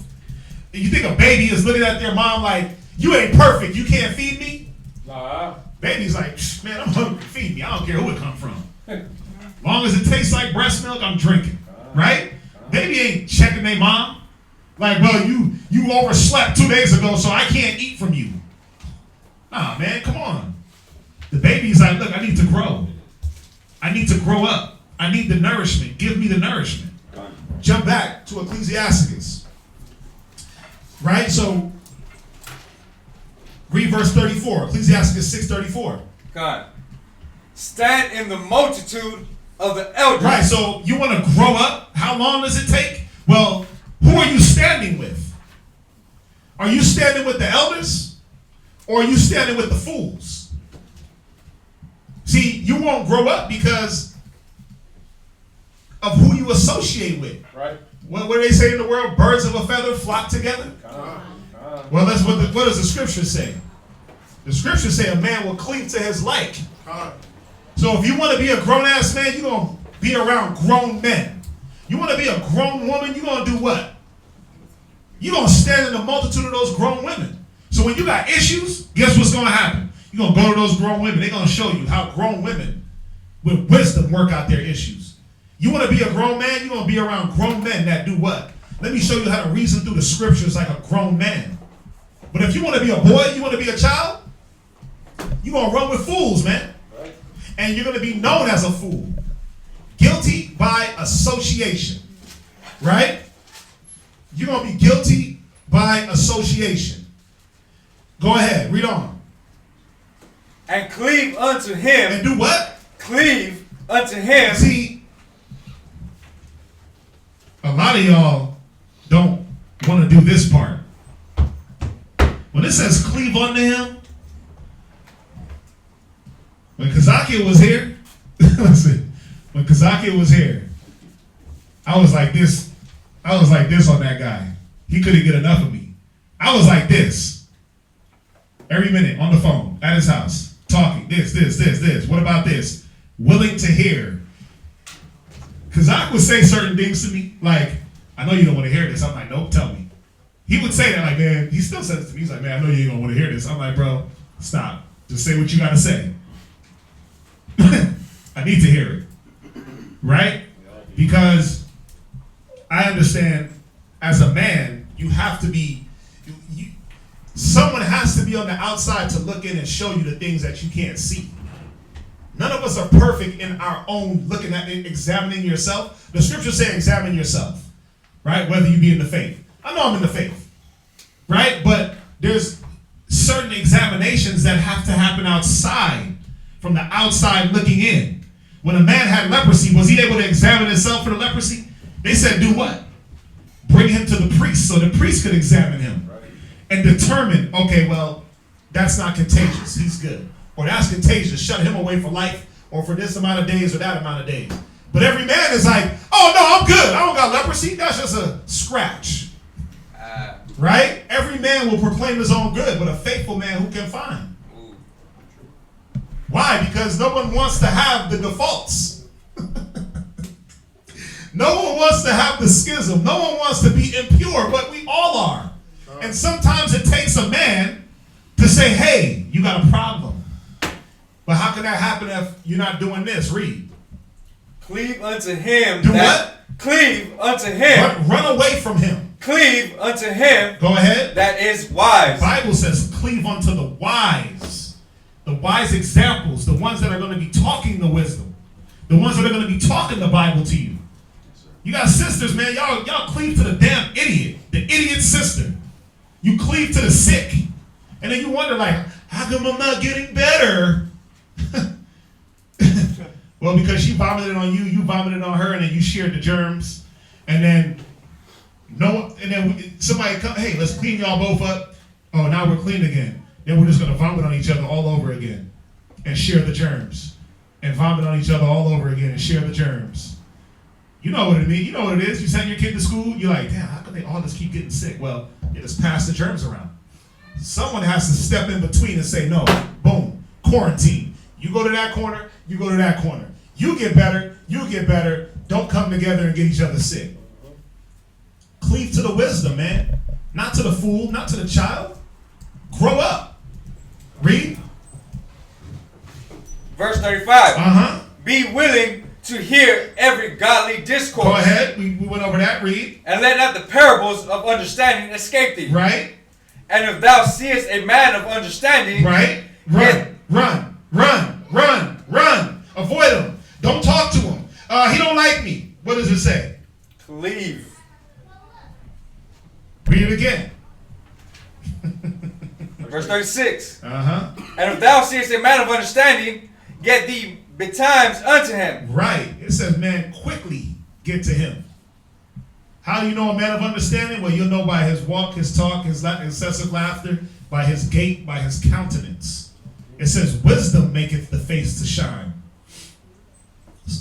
So you'll know a man of understanding when you meet him. We read that. Go ahead. And let thy foot wear the steps of his door. Right. Is it saying that he got to chase you down? No, go ahead. Let thy mind be upon the ordinances of the Most High. Right. And then your mind has to be where? Upon the ordinances of the Most High. So this is how a person grows up. It don't gotta take, again, it doesn't have to take 10, 15, 20, 30, 40 years. It could be as fast as you want. Remember, it said, my son, if thou wilt, thou shalt be taught. So it's up to that person, their humility, their level of application, their level of listening, their level of meditation, of wisdom, who you surround yourself with. Right? Now go to Galatians. Go to Galatians 4 and verse 1.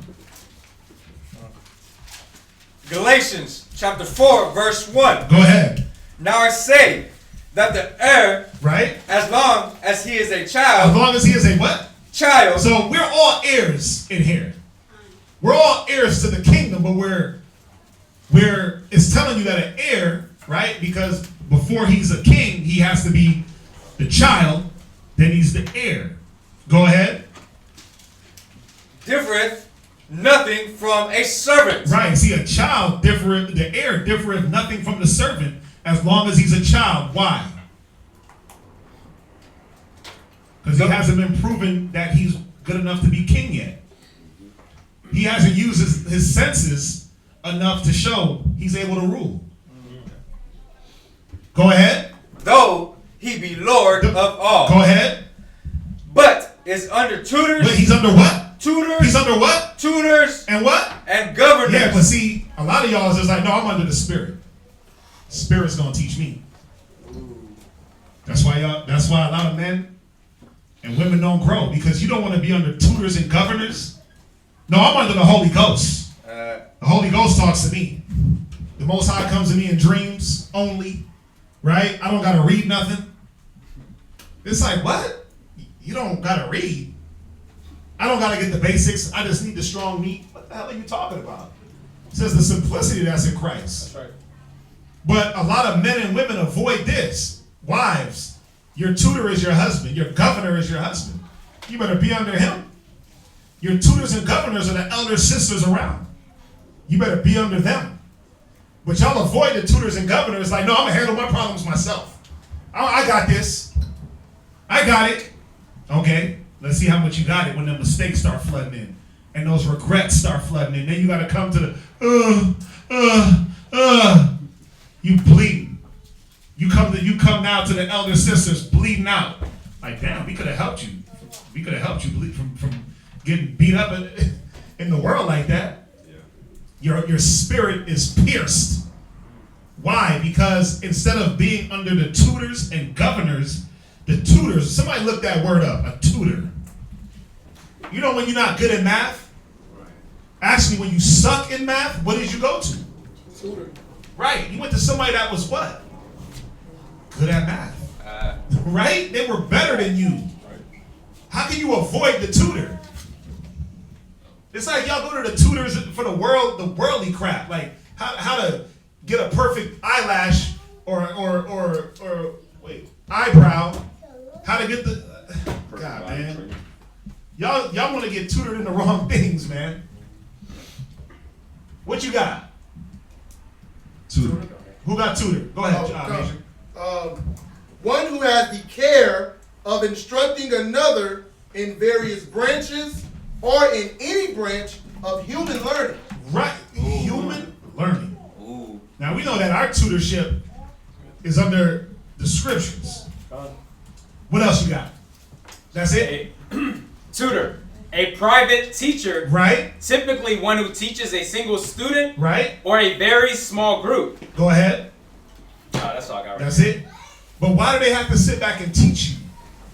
Because you don't got it. Because you don't know. And then you avoid the tutorship. You avoid being governed over because why? The world told you that somebody over you is wrong. Don't submit to nobody. But what is the world really telling you? Go out and make a bunch of mistakes. You live and you learn. Right? How many of y'all lived and learned? Yeah, but how many of y'all lived, learned, and made the same mistake? Oh, so did you really learn? Did you really learn anything? No. Wisdom of wickedness is not wisdom at all.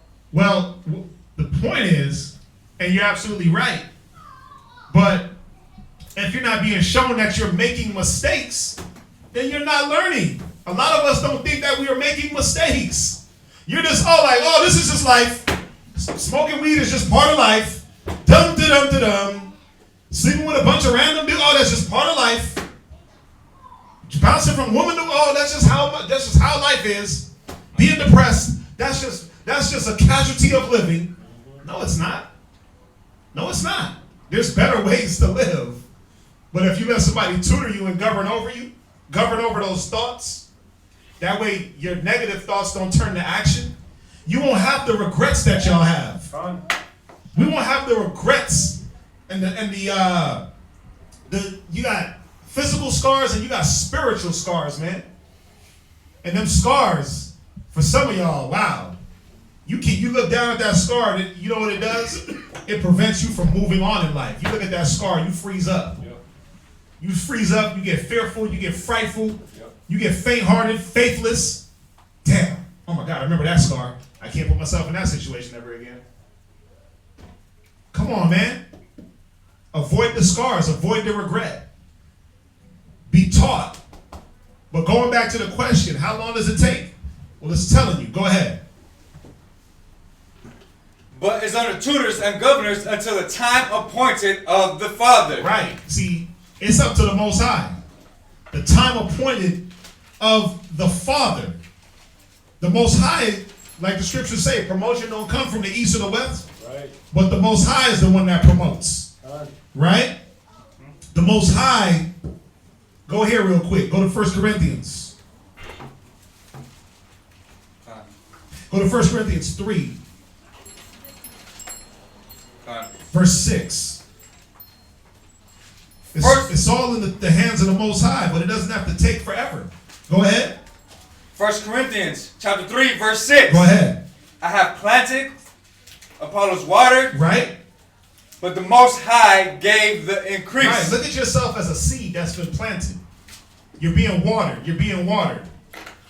Now, it's up to the Most High to give you that increase, but it's really up to how much you listen and apply. Right? Go ahead. So then neither is he that planted anything. Right? Because I'm not nothing. Neither he that watered ain't nothing. Because I ain't nothing. Go ahead. Neither he that watereth, but the Most High Read. That giveth the increase. It's about the Most High that gives the increase.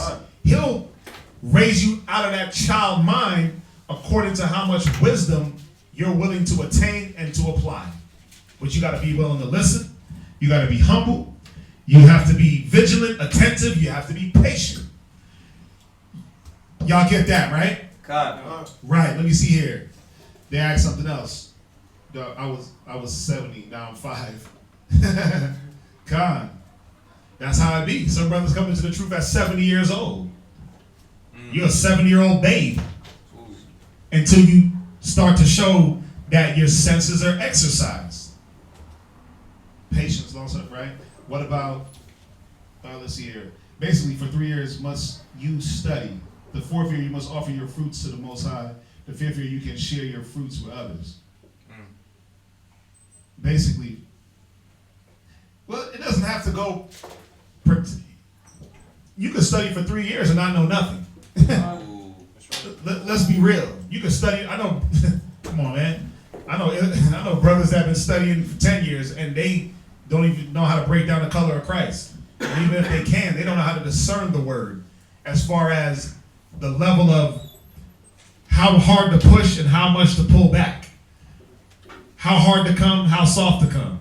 They think that because they study, cry loud, spare not, applies in every situation. Like I gotta yell every scripture? No.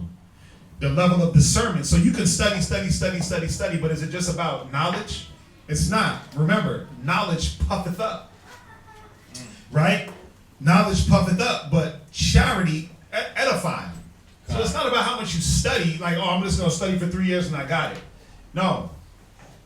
Listen, this is a life walk. I'm studying right now. I'm studying y'all.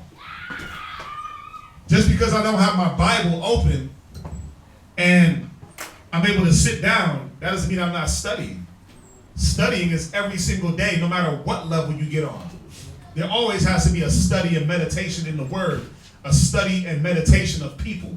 If you're a leader, you got to study and meditate on what you're leading and who you're leading and the next move.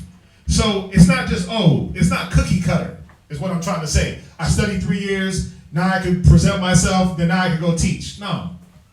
You got brothers that have been in the truth, that have known the truth 10 years, 15 years, and all they can say is, I want 2 ribs. That's all they got to offer. I need more than one wife. What? That's all you got after 20 years of the truth? Is multiple wives? It's nuts. Something to gain? Like, come on, man. Or I want to be, I should be a general because I've been 20 years. No, you shouldn't be a damn thing, but what you are, a babe. So it's not cookie cutter, is what I'm saying. You got to study every day. Go to, what was that, 1 Timothy 4:12? That's what it was? My other one that I love? Yep, 1 Timothy chapter 4 and verse 12. 1 Timothy chapter 4, verse 12. Read. Let no man despise thy youth. Now, again, youth can be at 70 years old. Spiritually. Your spiritual youth. Now, this is talking about age. This is talking about a man's age. Right?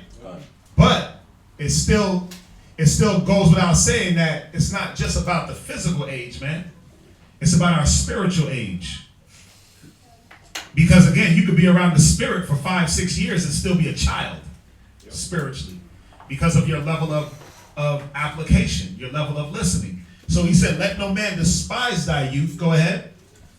But be thou an example of the believers. Be thou a what? An example of the believers. Like me. There's plenty of brothers that come into the school that are older than me. They're looking at me like, how the hell can you tell me anything? You younger than me. You ain't got no experience. Wrong. I got life experience and I'm in the book. I got a lot of experience for a 38-year-old. A lot. I've traveled, I've been places, I've seen things. So I have experience, but it can be my youth when it comes to older men can be despised because they're like, yo, you don't know nothing, youngin'. Right? Oh, you're young, what they call you? Young blood. Right? You a young blood. Yeah, you wet behind the ears. No, I'm not. I'm real dry. Ears is dry, baby. Ain't no milk coming from there. Because I've been around. I've seen a lot. But my example shows. What else? Be thou an example of the believers in word. Right, in what? In word. Go ahead. In conversation. So when we talking, like I ever call you up to talk about foolishness? You ever call me to talk about foolishness? Right. Now he's a little bit older than me, but he can't despise my. I'm not putting his. I'm not. It's nothing wrong. He's still. Man, listen. This man is healthy, right? He's healthy. I wish to be as healthy as him when I hit his age. But my point is this. I'm not trying to put you out there. I got you, brother. But you know what I'm saying? Where he's not able to despise my youth because the way I deal, the conversation, the word. What else? In charity. In what? in charity, Go ahead. in spirit, Go ahead. in faith, in purity. Right. These things can't be despised because of the example. The example scripturally in all these things, it's an everyday work in progress. I didn't just study charity for 3 years and then stop studying charity. Because you can't study charity and then just stop. You know why? Because you're always going to be put in a position to be charitable. Your level of charity is always going to change according to your so-called growth. Right? Your level of faith is always going to have to be tested. So I can't study faith and then be like, oh yeah, I studied faith for 3 years. I'm good now. Let me go teach it. Because then guess what? In the 5th year, your faith is going to be tested. If I only got 3 years of study on faith, then what about when I'm 5 years in and my battle is more intense than just 3 years of study. Right. So you see how it's not cookie cutter? There has to be always an attaining and you're always studying in the moment. All right. Then they said, what about Leviticus 19 and 23? Let's go there real quick. Let's see what that says. Leviticus 19, 23. You read? You finished that, right? Timothy's?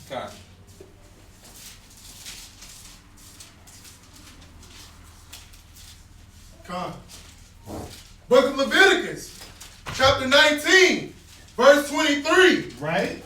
And when ye shall come into the land, and shall have planted all manner of trees for food, then ye shall count the fruit thereof, right, as uncircumcised. 3 years shall it be uncircumcised unto you. Well, I don't know if you're trying to equate this to like a man's learning, but this is talking about actual crops and offering. Right? Remember, we're a living sacrifice. There's no, you can't put a timetable on growth. Because if that was the case, everyone would be a bishop in their first day. Everyone would be like, no, I'm a bishop. I've been here, I learned. In their first year, it's like, I'm a bishop. No.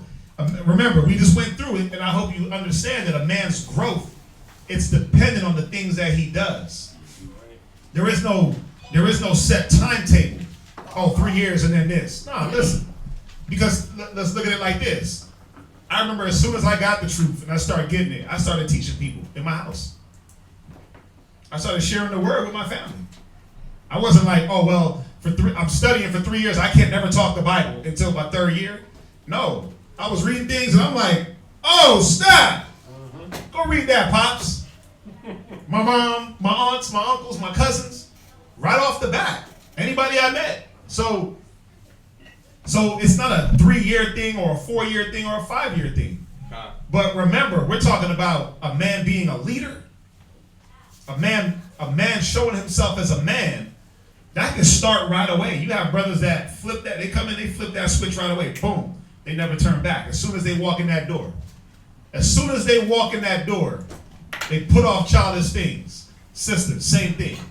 Some, it takes them longer.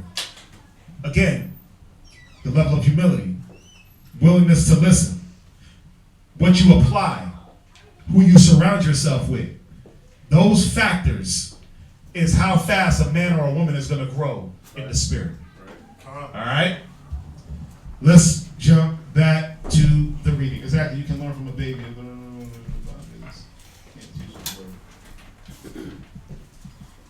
Nobody wants to hear their flaw. Right. Richard Simmons. Right, let's jump back. So, where you at? Verse 1? God, where you at? Genesis 18:1? Chapter 7. No, Genesis 18, chapter verse 7. Verse 7. Go ahead. Genesis 18, verse 7. And Abraham ran unto the herd and fetched a calf tender and good, and gave it unto a young man, and he hasted and dressed it. And he took butter and milk and the calf which he had dressed, and set it before them. And he stood by them under the tree, and they did eat. And they said unto him, Where is Sarah thy wife? And he said, Behold, in the tent. And he said, I will certainly return unto thee according to the time of life. And lo, Sarah thy wife shall have a son. And Sarah heard it in the tent door, and was behind him. Now Abraham and Sarah were old, and were well stricken in age, and it ceased to be with Sarah after the manner of women. Right. She wasn't having. They weren't having the urges, the sexual urges. She wasn't, the ovulating and all that stuff that women go through to bring forth children. Right? It ceased with her. They were old. The well dried up, man. Basically. Go ahead. Verse 12. Therefore Sarah laughed within herself, saying, After I am waxed old, shall I have pleasure? Right. She's like, man, I don't even think about that. Go ahead. My Lord being old also? And the Lord said unto Abraham, Wherefore did Sarah laugh, saying, Shall I of a surety bear a child, which am old? Is anything too hard for the Lord? At the time appointed I will return unto thee, according to the time of life, and Sarah shall have a son. Then Sarah denied, saying, I laughed not, for she was afraid, and said, Nay, but thou didst laugh. And the men rose up from thence, and looked toward Sodom, and Abraham went with them to bring them on the way. And the Lord said, Shall I hide from Abraham that thing which I do? Seeing that Abraham shall surely become a great and mighty nation, and all the nations of the earth shall be blessed in him. For I know him, that he will command his children and his household after him. He will do what? Command his children and his household after him. How did the Most High know that? How did he say, well, I know him, that he's going to do these things? Well, he was already doing it. He was already doing it. Remember, he had 300 trained servants. His wife was in subjection, right? He was already doing it. He was already using wisdom on his walk. He was already in the faith. Go ahead. And they shall keep the way of the Lord, to do justice and judgment, that the Lord may bring upon Abraham that which he has spoken of him. And the Lord said, Because the cry of Sodom and Gomorrah is great, and because their sin is very grievous, I will go down now, and see whether they have done altogether according to the cry of it, which is come unto me.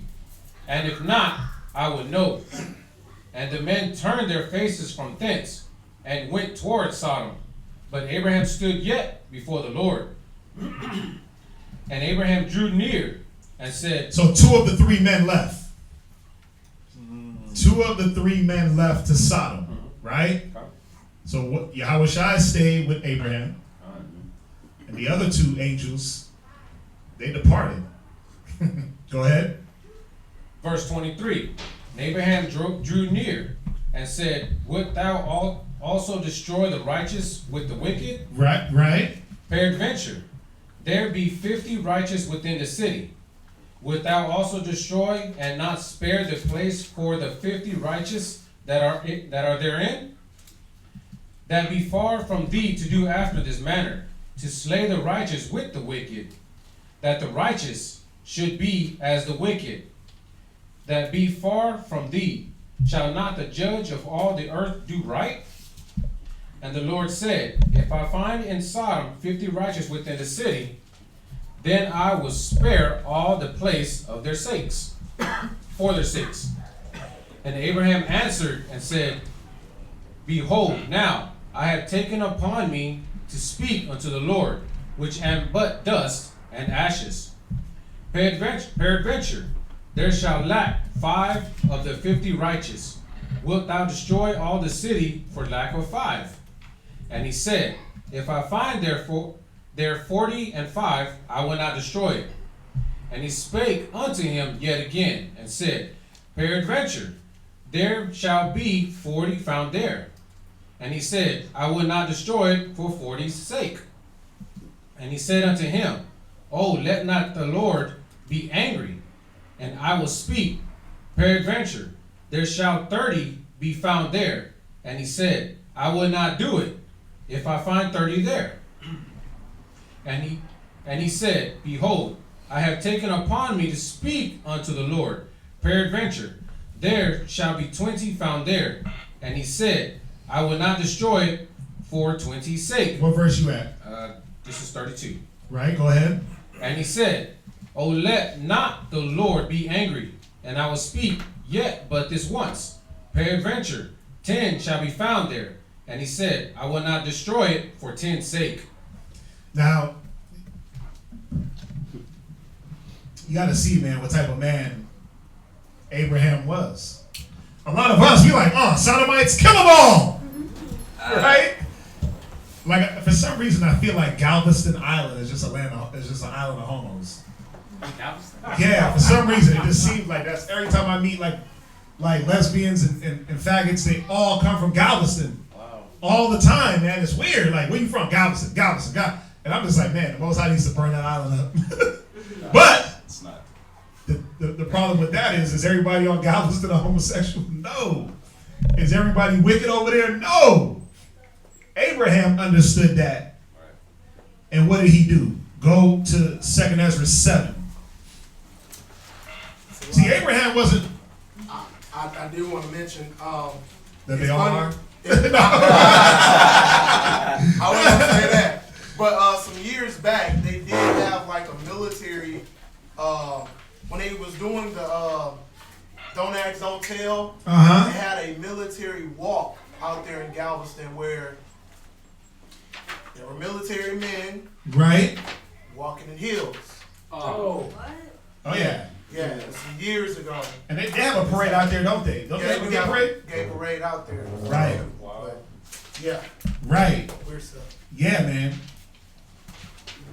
That's yeah, bro, it's bad. But this is the level that Abraham was on. He could have been like, yeah, destroy them. They're wicked as hell. They sinning against you. Kill them all. But there might have been some righteous men there. Go to 2nd Ezra 7:36. 2nd Ezra chapter 7 verse 36. Go ahead. Then said I, Abraham, prayed first for the Sodomites. Wait, he did what? Prayed first for the Sodomites. No, he told the Most High to kill them. Prayed first for the Sodomites. Go ahead. And Moses for the fathers that sinned in the wilderness. Right. He prayed for the Sodomites, man. This is what type of man Abraham was. He wasn't, just everybody's wicked, everybody's evil, just wipe them all out. He said, listen, pre-adventure there might be 50 righteous. Pre-adventure there's 5 righteous. Don't destroy them all. Right? And the Most High was like, okay, if there's 5, I'll spare those 5. If there's 1, I'll spare that 1. Now obviously there was more than one. We had Lot, his daughters, his wife, right? They were there. And also his daughters, Lot's daughters' husbands, but the husbands didn't. But and we'll go into that because more than likely they were Sodomites too. Yeah. They were what? They were down low bros. Well, let's think about it. Who got pulled out of Sodom and Gomorrah? We'll read, right? We'll read now. Let me jump here real quick. Gotcha. Let me jump here real quick. What you got? 2 Corinthians 5:11. Go there. I get 2 Corinthians 5 and verse 11. What was the last one you said? 2nd Ezra 7:36. It was 2nd Ezra 7:36, and we're going to 2 Corinthians chapter 5 and verse 11. So this is why Abraham prayed for the Sodomites. This is one of the reasons why Abraham prayed for the Sodomites. Read that. 2 Corinthians chapter 5 verse 11. Knowing therefore the terror of the Most High, we persuade men. Because Abraham understood what the Most High will do to them. And it's the same with us. This is why we do what we do. You know, we understand the terror that the Most High will bring. That's right. The scripture says it's a fearful thing to fall into the hands of the Most High. The scripture calls the Most High the kings of terrors. Yep. So we understand what the Most High is going to bring to this place, to America.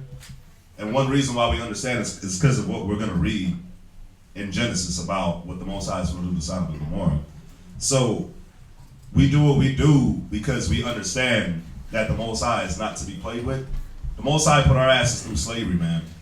The Most High let Esau do, the Most High let the white man just do whatever he wanted to us down here during slavery. When he took over the islands of Hispaniola in South America and when he came over here with the Native Americans, the Most High let the white man have his way with us for being disobedient. And still to this day, man, the Most High, he doesn't play. Like, you got the rapper, his name is Kodak Black. He just got 3.5 years, but Kodak Black knows he's an Israelite. Nah, bro, they just brought up 2 more charges. They might have hit him with 30 years. They finna hit him with 30 years. But he knew he was an Israelite. He was in his music saying, I'm an Israelite. He was getting taught by brothers. Yeah. Yeah. But he's still doing his foolishness. So the Most High is like, okay, you thinking you finna get 3.5 years after you just came out of jail. Nah, you finna get 30 now. So the Most High, he doesn't play. Think about it, man. The Most High flooded the whole earth during Noah's time. He doesn't play it. That's one thing that the world put into our people. Everybody likes to put fear God. Lil Wayne got fear God tatted on his eyelids. But they don't really fear God. They don't got that respect for the Most High, but there's also no fear there at all. Whatsoever, there's no fear. But the Most High, he doesn't play. But read that from the top. 2 Corinthians chapter 5, verse 11. Go ahead. Knowing therefore the terror of the Most High, we persuade men. Go ahead. But we are made manifest unto the Most High. And I trust also are made manifest in your consciousness. Consciousness. Yeah, man. So we understand, just like Abraham understood the terror that the Most High was going to bring. So he prayed for them Sodomites. It's the same thing, man. We should be, listen, we got to pray for them. Because not only do you suffer here on earth with your mind being confused and you having no ease and no peace in your mind, and then you mess your bodies up, becoming transvestites or whatever they be doing. But after life, you finna get it too. You get it during life, and then after life, you gonna get some form of discipline. The scripture says, while we live and commit iniquity, we don't consider that we gonna suffer for it after death. These people, man, they're not considering that they're gonna suffer after death. They're suffering now, mentally and physically, but they're not considering that after they die, they're gonna suffer even worse. Right. So we understand the terror of the Most High. Abraham did, and that's why he prayed for them. That's why he prayed for them, man. Right. Where we at? Genesis 18, chapter, verse 33. Okay. So, next reader. Right. Next reader.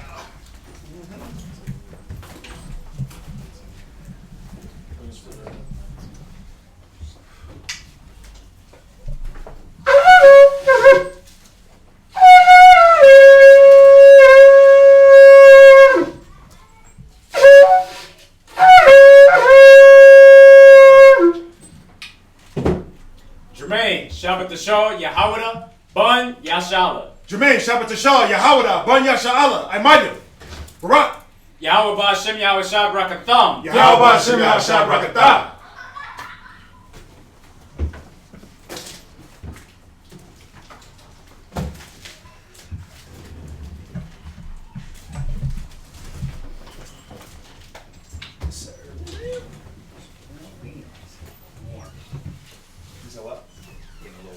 Y'all can hit those fans if y'all need to.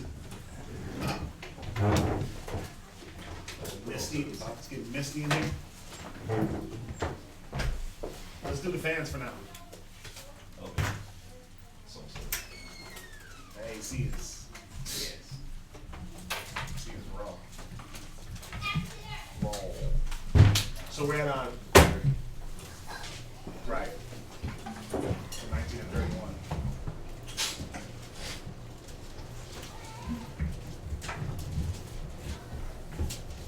Genesis, Where you at? Genesis chapter 18, verse 33. And the Most High went his way as soon as he had left, communing with Abraham.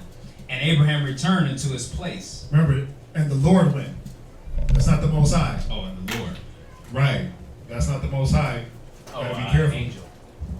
Well, that's Yahweh Shai. And the Lord? Okay. Yeah, that's Yahweh Shai. Go ahead.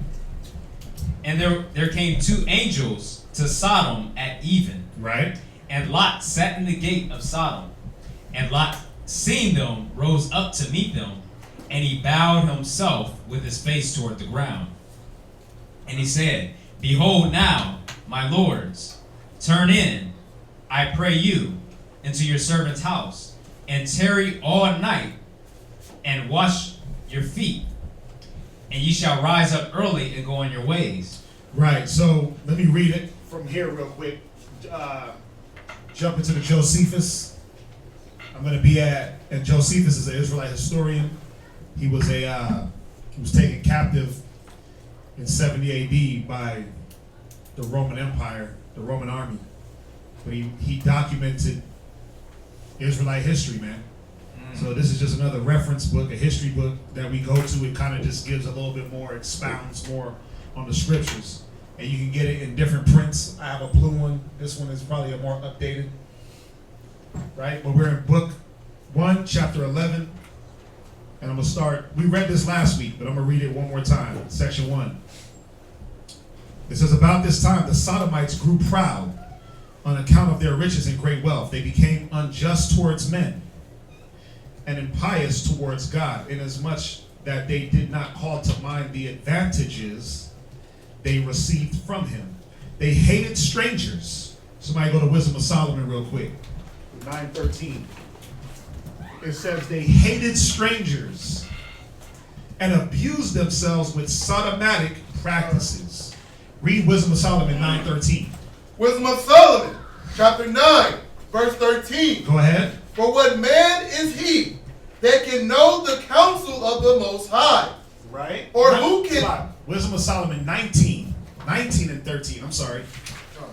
Wisdom of Solomon 19. Wisdom of Solomon, chapter 19, verse 13. And punishments came upon the sinners, not without former signs, but by the force of thunders. Right. For they suffered justly according to their own wickedness. Go ahead. Insomuch as they used a more hard and hateful behavior towards strangers. They did what? Used a more hard and hateful behavior towards strangers. Check out verse 14. Read.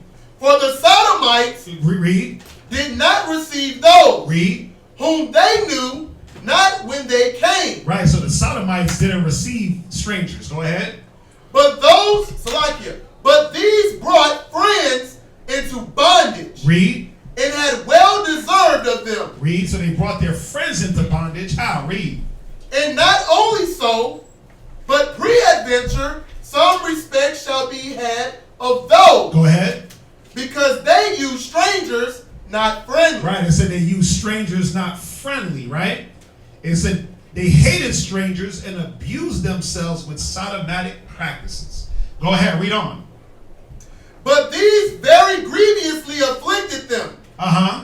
Whom they had received with feasting. So they will receive you with a feast, right? But it would turn into some weird orgy. Man on man. Go ahead. And were already made partakers of the same laws with them. Right. So y'all see, man, they were abusing these strangers and they abused themselves. It says an abuser with mankind. This is what it was talking about.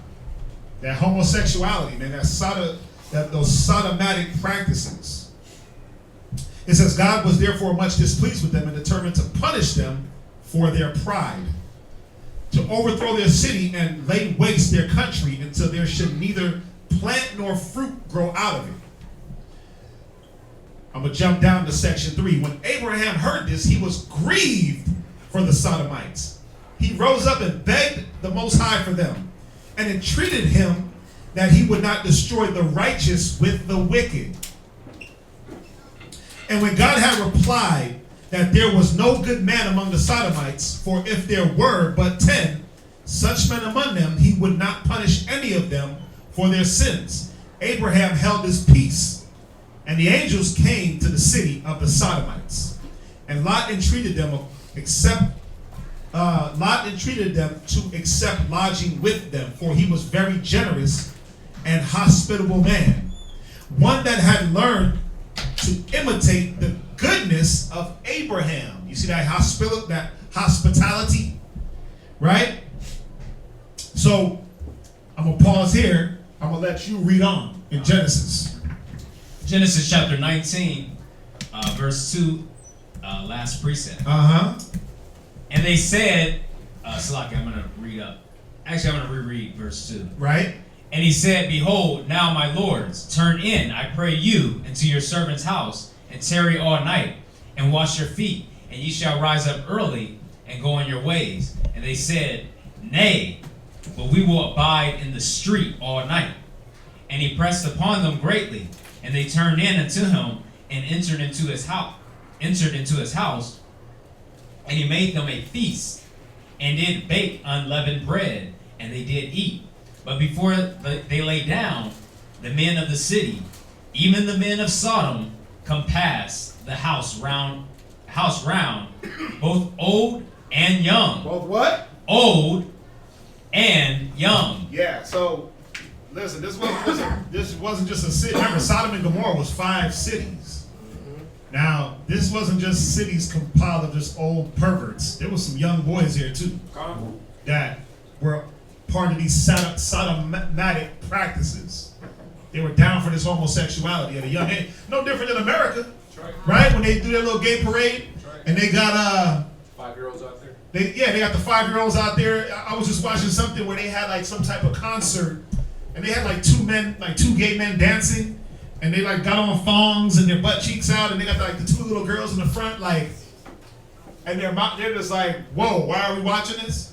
But see, America will talk about child abuse, but they won't talk about that, right? They'll call CPS on you because you forgot to give your kid cereal that morning, or because you beat his ass. But it's okay for a 3-year-old to watch faggots walk by half butt naked, or with their privates out.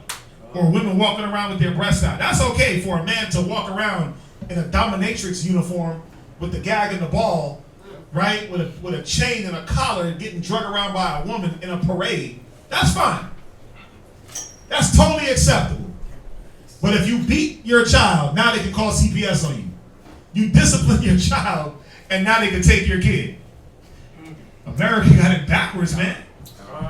Even when they put the gay and lesbians things on cartoons. Oh yeah, that's fine. Disney. That's why they're giving Disney for free to every Verizon customer, right? Wow. Like Disney Plus, absolutely free. They want your kids to be exposed to all that, because you know the Disney characters, those disgruntled employees. What were they drawing? They were drawing in phalluses, right, and sexual innuendos, all into the Disney cartoons. And then you feed that to oh, it's just Disney. It's Bambi. Right? You leave your kid to watch Bambi. 10 years later, it's like, wow, why are you so soft? Why you got sugar in your tank? Well, you left them too much Disney videos, too much cartoons, too much SpongeBob and Patrick. You know what I'm saying? Yeah, if you didn't know, come on, man. Why would SpongeBob have an affinity for what's the one dude's name? The one that hates SpongeBob?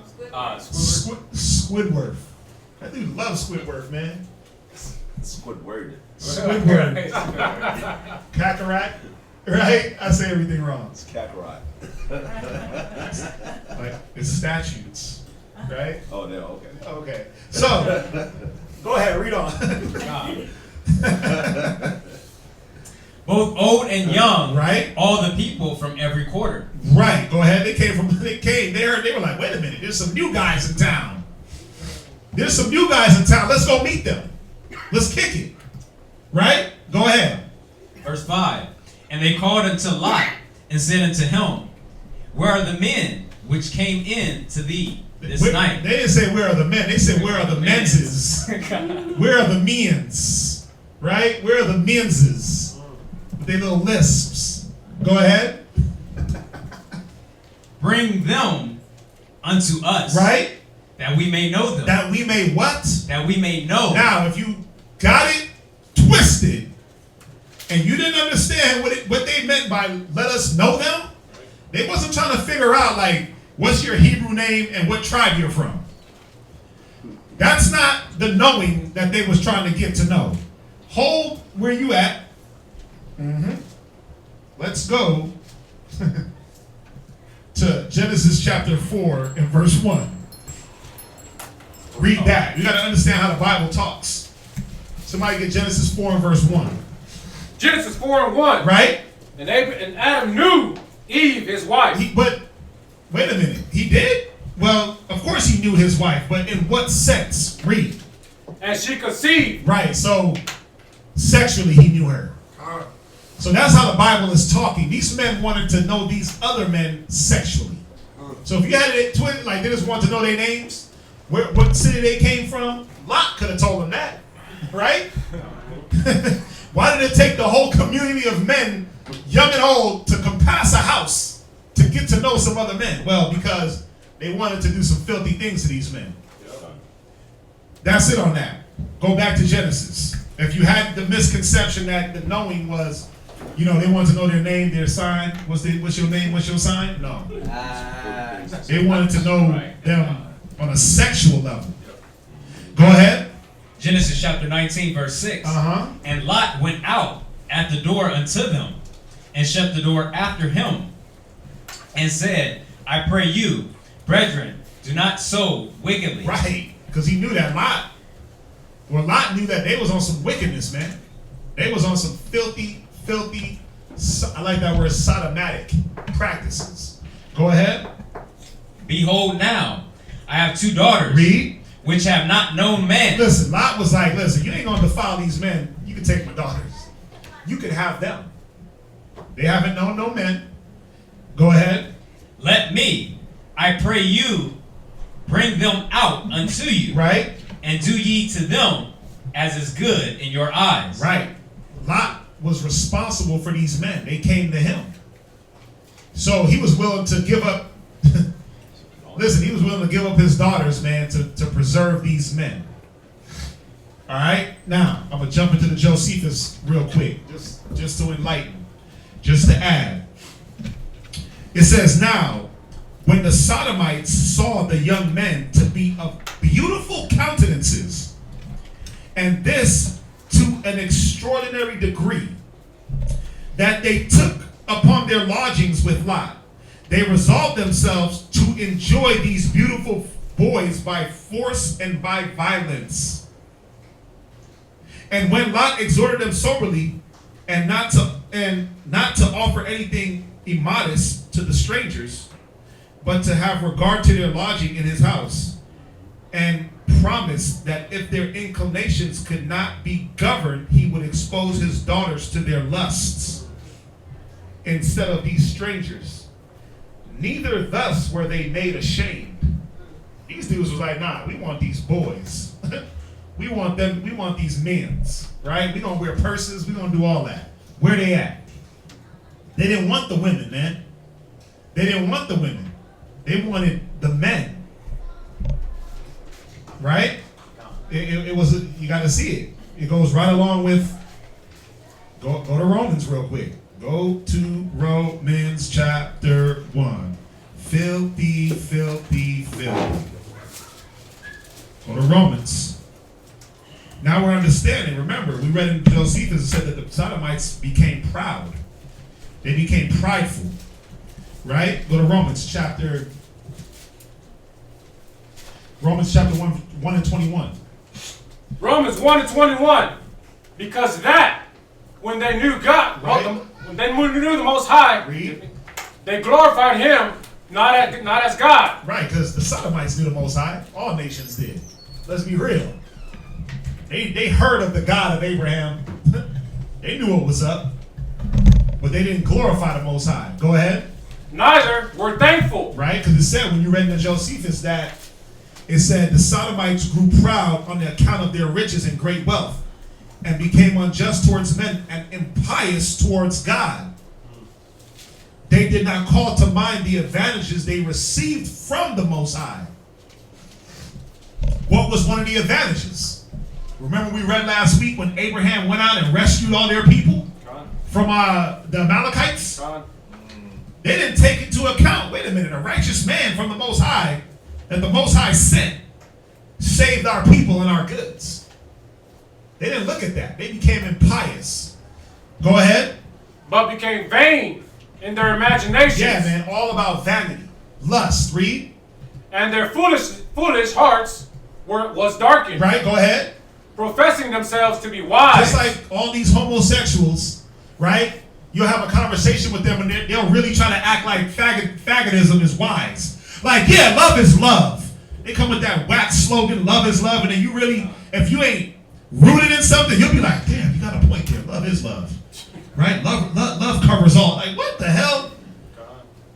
Love ain't love, man, because it's not love what they're promoting. It's lust. So it ain't love. Homosexuality has nothing to do with love. Listen, the scripture said that David and Jonathan's love surpassed the love of women. And they wasn't faggots. Think about it. David had more care for Jonathan than he had for any of his women. And he wasn't laying with Jonathan. So do you need to lay with a man? Does a man got to lay with another man to show that he loves him? Hell no. But see, it's that professing myself as wise. I'm going to throw out a witty slogan, and it gotcha. See, love is love. Love is love. Let us just have our being. Go ahead. They became fools. See, it's foolish. It's vain. Read on. And changed the glory of the uncorruptible God into an image made like to corruptible man. Go ahead. And to birds and four-footed beasts. Right? Just like when you deal with Kemet and what do? They worship bird-headed gods and gods of beasts and Molech and Rampham and all these different animals. Go ahead. And creeping things. And what? And creeping things. Read. Wherefore God also gave them up to uncleanness. Wait, the Most High gave them up to what? Up to uncleanness. Read. Through the lust of their own hearts. Come on. To dishonor their own bodies between themselves. And that's what was going on here in Sodom and Gomorrah. They were dishonoring their bodies between themselves. Oof. And then destroying these strangers. Read verse 25. Who changed the truth of God into a lie. Right? They changed the truth of the Most High into a lie. Yeah, it's okay to be a faggot. Yeah, it's okay to be a lesbian. Yeah, it's okay to be a pedophile. Yeah, it's okay to be a queer.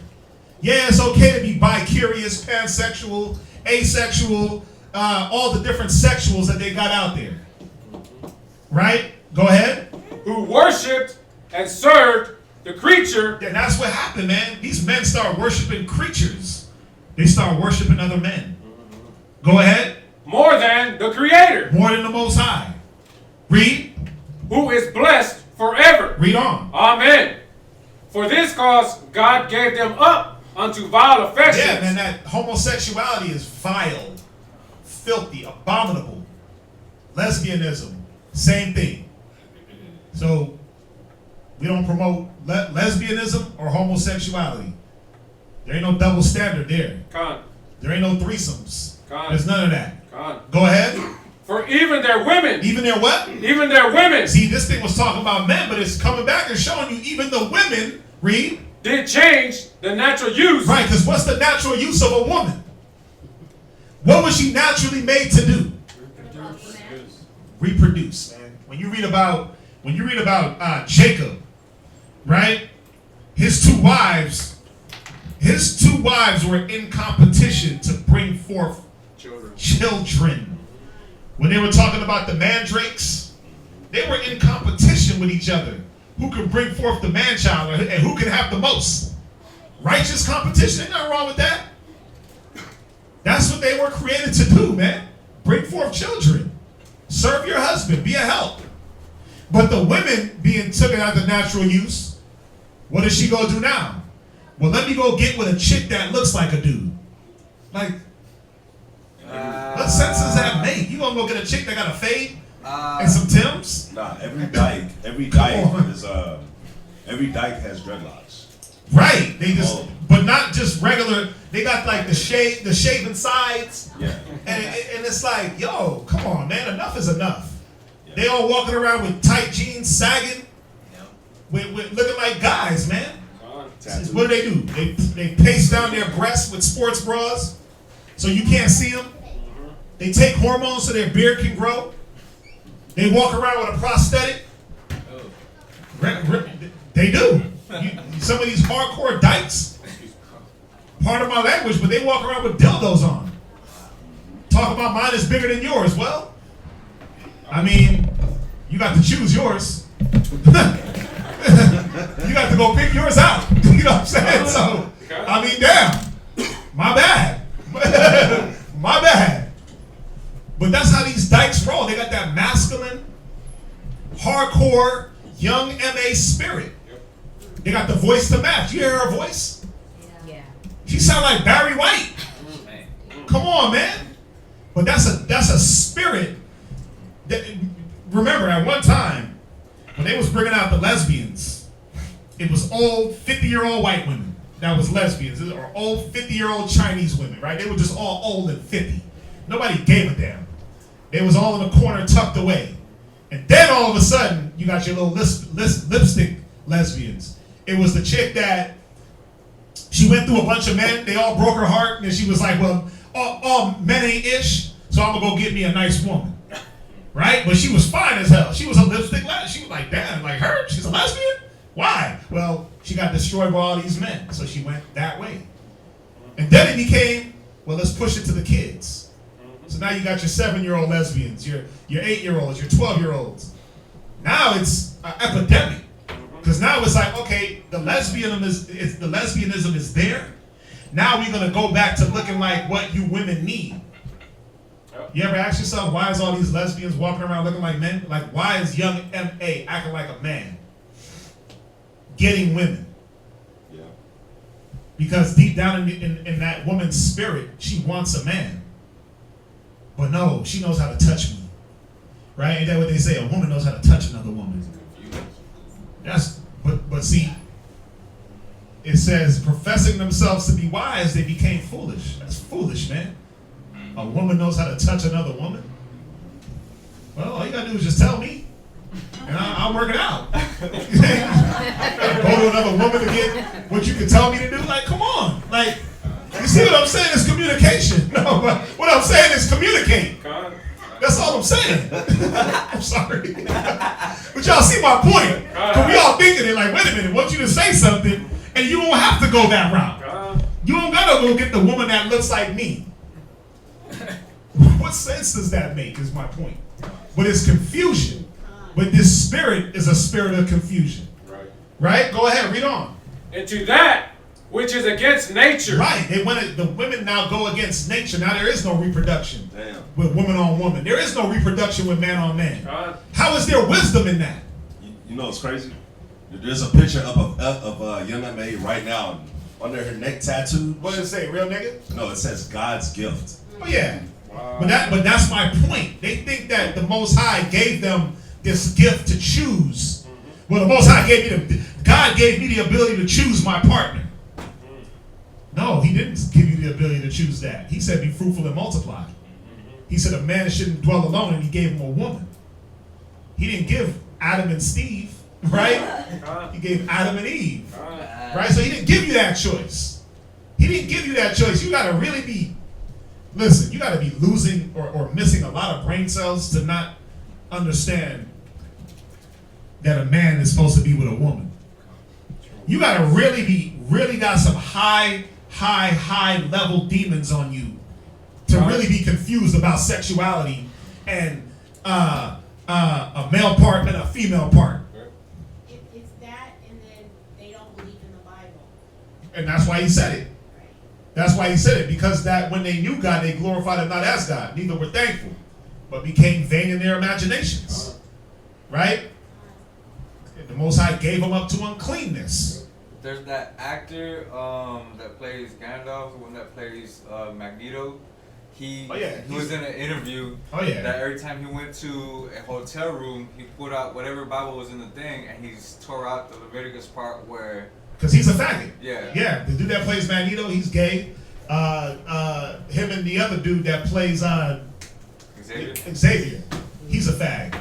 He been a fag. The Star Trek dude, he been a fag with the Japanese cat on Star Trek. I didn't know that. Oh yeah, they was homosexuals from the 70s. They was on Star Trek beaming all the way up. Oh. Yeah, they was beaming all the way up. Just beaming. Speed me up, Scotty. Right? Just a bunch of fags, man. But my point is, nobody cared when they was doing it. I remember I used to ride the train, man, in New York, and I would go to the city, and certain parts of the city where you would see it. You know, the village. You know, the village was really high on faggotism, but you didn't see that in the hood. Your homeboy wasn't no down low nigga in the hood. Like, it was like niggas was hood niggas, right? There was no like, yo, there's a possibility that this dude's a faggot. You playing ball and a cat's posting you up and you gotta worry about like, is he trying to feel on me? Is he trying to cop a feel? I didn't grow up with that. So even when I would ride the train into the city and I would see two men holding hands, I'm like, and my mom would be like, man, don't look at that. And I'm like, but it's weird to me. It's strange. It wasn't on TV the way it's on TV now, where every superhero, every Netflix series, every TV series, there gotta be a faggot. There gotta be a lesbian. Supergirl's a lesbian. Right? Commercials. They promote it. Household cleaners, there gotta be a man with a man. Like, come on, man. Mr. Cleaner's gay. You know what's funny? He twinkling and tiptoeing around. Like, it's like, come on. But you see my point where that was 20 years ago, almost 30 years ago, when it was pushed kind of to the side. It was just like a bunch of old white men in their 50s were gay. But think about it now, where everybody in their teens are gay. Why? It's a world epidemic. If you don't guard your children, because this is modern day Sodom and Gomorrah, Egypt, right? It says it. This is modern day Sodom and Gomorrah. You gotta see that a little bit, that's it. Just a little bit, right? And it starts with what? It starts with Alicia Keys talking about, oh, I'm pissed off because my son don't want to wear rainbow manicure. You should be mad as hell that he wants a rainbow manicure. And then her dumb husband, Swiss Beats, who you would think got some damn sense. Because he's from New York. Right. You would think he got some sense talking about my son should be able to express himself any way he wants. You're right. But not that way. That's right. It's not rainbow nail polish. Like, you taking your son to get manicures? Come on now. But that's what's wrong with the world. Because when you speak out against it, you're wrong. When a celebrity comes up and pushes it and says, no, it's wrong for you to speak out against it, what does it do? It boxes Israelites. It boxes people that stand up for the word into this hateful corner, like we just hate people. No, we hate wickedness. I don't hate your son because he wants to rock rainbow nail polish. But he did. Like when you look at the story. Yeah, he didn't want to do it, so she's pissed. I'm like, you should be happy. Yeah. She took him there. I was listening to it on the radio on the way up here. So she took him there. Oh, I watched it. And she put it on there. Yeah. And he's like, I don't want to do this. I don't want to do this because people are going to talk about me. You're right. They're going to say that it's wrong. But see, the problem is nobody wants to say what's right and what's wrong. Everybody wants to profess themselves to be wise. It's wrong for you to judge my son because he wants to rock rainbow nail polish. But they become fools. Because at the end of it all, when the Most High rains down that judgment on that household, when he rains down his judgment on Alicia Keys and Swiss Beats, it's going to be like, damn, what'd they do? Well, she was telling her son to wear rainbow nail polish. Go ahead, get your voice in there. The irony in this is that your son's name is Genesis. Genesis, yeah. The one his name is Genesis. And we're in Genesis. So, right? The irony. Well, the irony is this. They don't care about the Bible. They don't care about the Most High. They don't care about the Most High. They don't care about what the scriptures say. Alicia Keys letting that damn Edomite side of her bleed through the Judite side.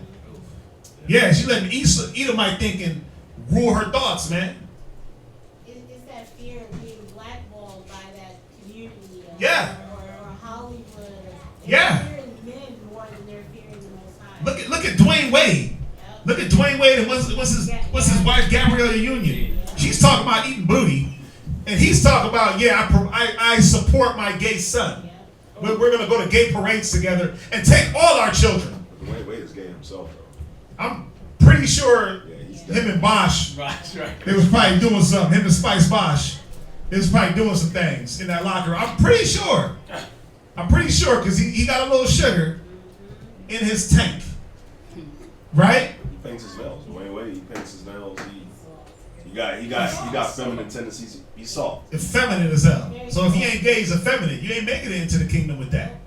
But this is what they push to our children, man. Like, oh yeah, rock nail polish. Because every kid that watches Alicia Keys talk about don't let nobody judge you for wearing nail polish. What do? You give them that thought in their brain that this is okay. There's a reason why they made that a big story. There's a reason why they made that a big story, man, and why, what's the old dude, Old Town Road? Why they pushed him out there the way they did. They gave you the song, then they told you he was gay. They gave you the song, made you sing it, made your kids chant it, made you embed it into your spirit that it's okay to ride men and act like he was talking about horses to the Old Town Brokeback Mountain. And then they're like, oh, by the way, I'm gay. By the way, he's a fag. After your son's done embedded that whole song into their spirit. Come on, man. We gotta see the agenda. I didn't even think of it like that. Oh yeah. You gotta see it. You gotta see the way they position things to Israelites, man, to us. They make everything seem like, they make homosexuality seem like there's a benefit. Right. What's the benefit of having butt seepage? Oh my God. What's the benefit of that? What's the benefit of catching AIDS? What's the benefit of walking around? These dudes walk around worse than how women walk around. These faggots, man, no woman even walks and acts like some of these dudes. Yeah. That flamboyancy, that flaming, it's just flaming. Come on, it's sickening. There's this one video, a dispute video of these transgender men talking down on the women. They're like, you women, y'all have to go through a menstruous period. We don't have to. Oh, man. Yeah, well. It was disgusting. But guess what? I guarantee you this: if some of them dudes could, they would. They're already doing it. They're already doing it. Well, they're giving them pills to have a menstrual bleed through their phallus. Oh yeah, I've seen that. Yeah, like we should have the ability to give birth. Come on, man. But then you know what kills me? Because they'll push all that to the kids, but then you'll have T.I. T.I. will say, listen, I take my daughter to the gynecologist to make sure she's a virgin. And the whole world is in outrage. The whole world wants to lynch this man for protecting his daughter from garbage niggas and dirty situations. Even though he's a garbage nigga himself, he's just trying to protect the things that he done took from women that is going to backfire on him anyway.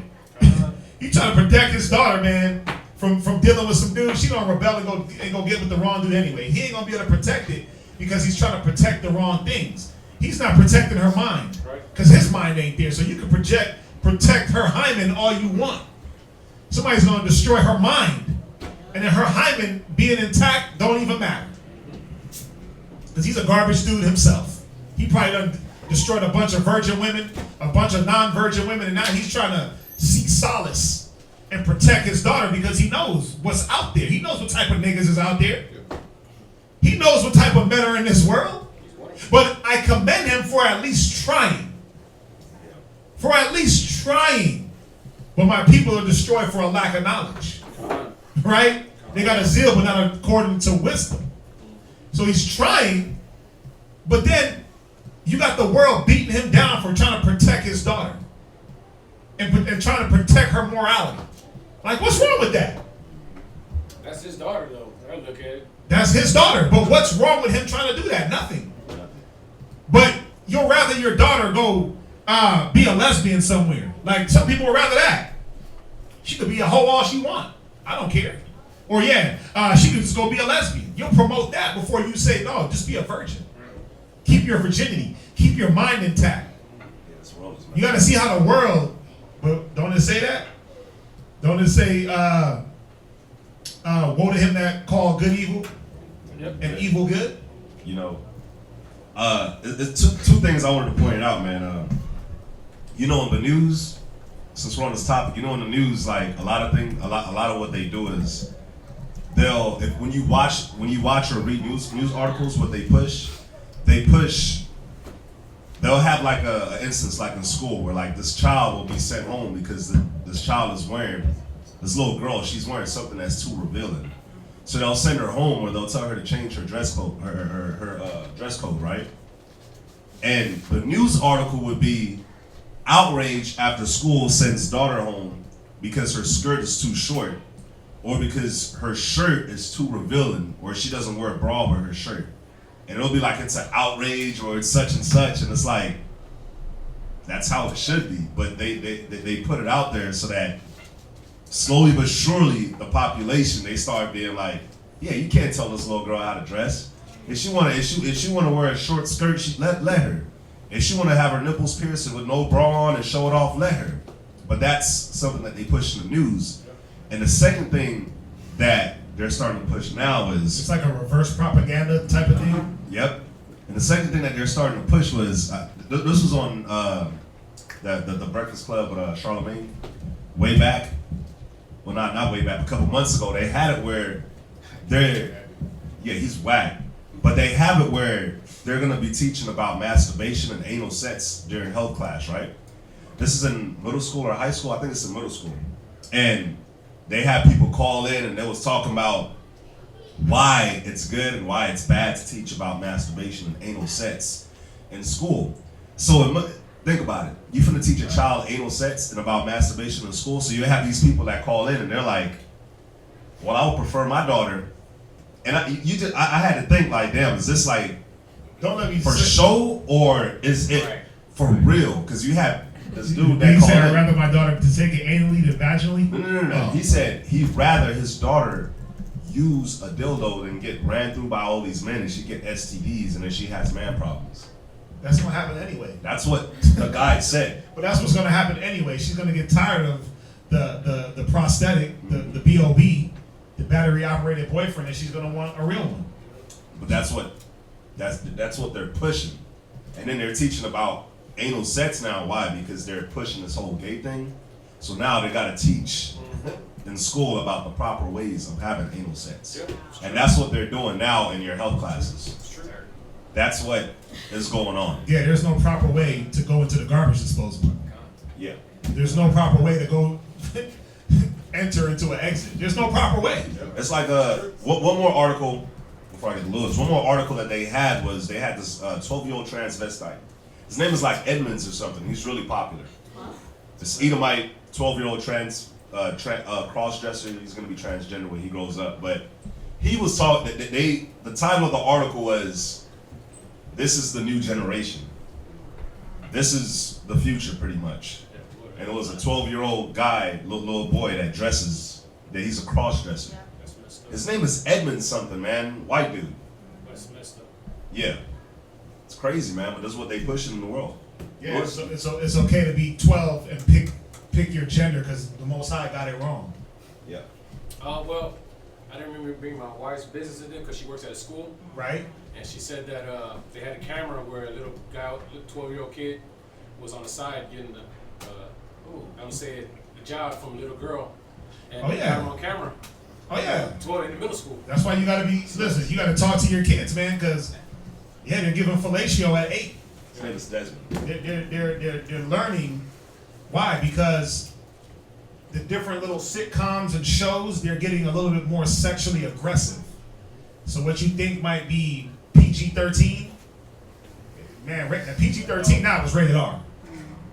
Because of all the sexual innuendos and the way they lean towards this type of subject matter and this and that, you got to be careful what they watch. At the same time, I mean, you can't hide it from them because they're going to go explore.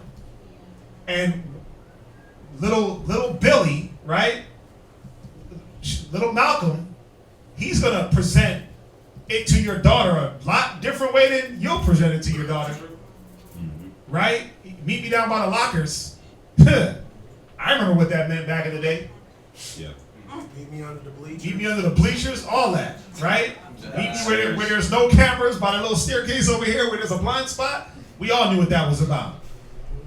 So you got to remember, go back into your day of when you had the little Becky's meeting you down by the bleachers or meeting you in the blind spots, and just now think about your daughters. You know, if you're not teaching them, somebody else is going to teach them the wrong thing. God, you know, my little sister, she just graduated high school, and this happened to her in elementary school. So this is like 9 years back, 8-9 years back.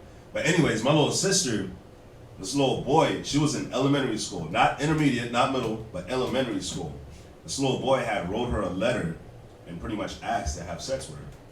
And my little sister gave the note to the teacher, and the teacher called my mom and all that. But this was like 8-9 years ago. So just think, that was 8-9 years ago when tablets weren't even like a big thing like that for these little kids. How is it now that since she's graduated high school? Well, now they teach them to have. Now they teach them to have sex. The proper way to do it. We're not gonna send all the notes you want, but we'll show you how to have sex now. We'll show you how to masturbate. We'll show you how to anally please your partner at a young age. Yeah, man. That's what it's about. So y'all see what's going on, right? Did we finish? Concert. Right.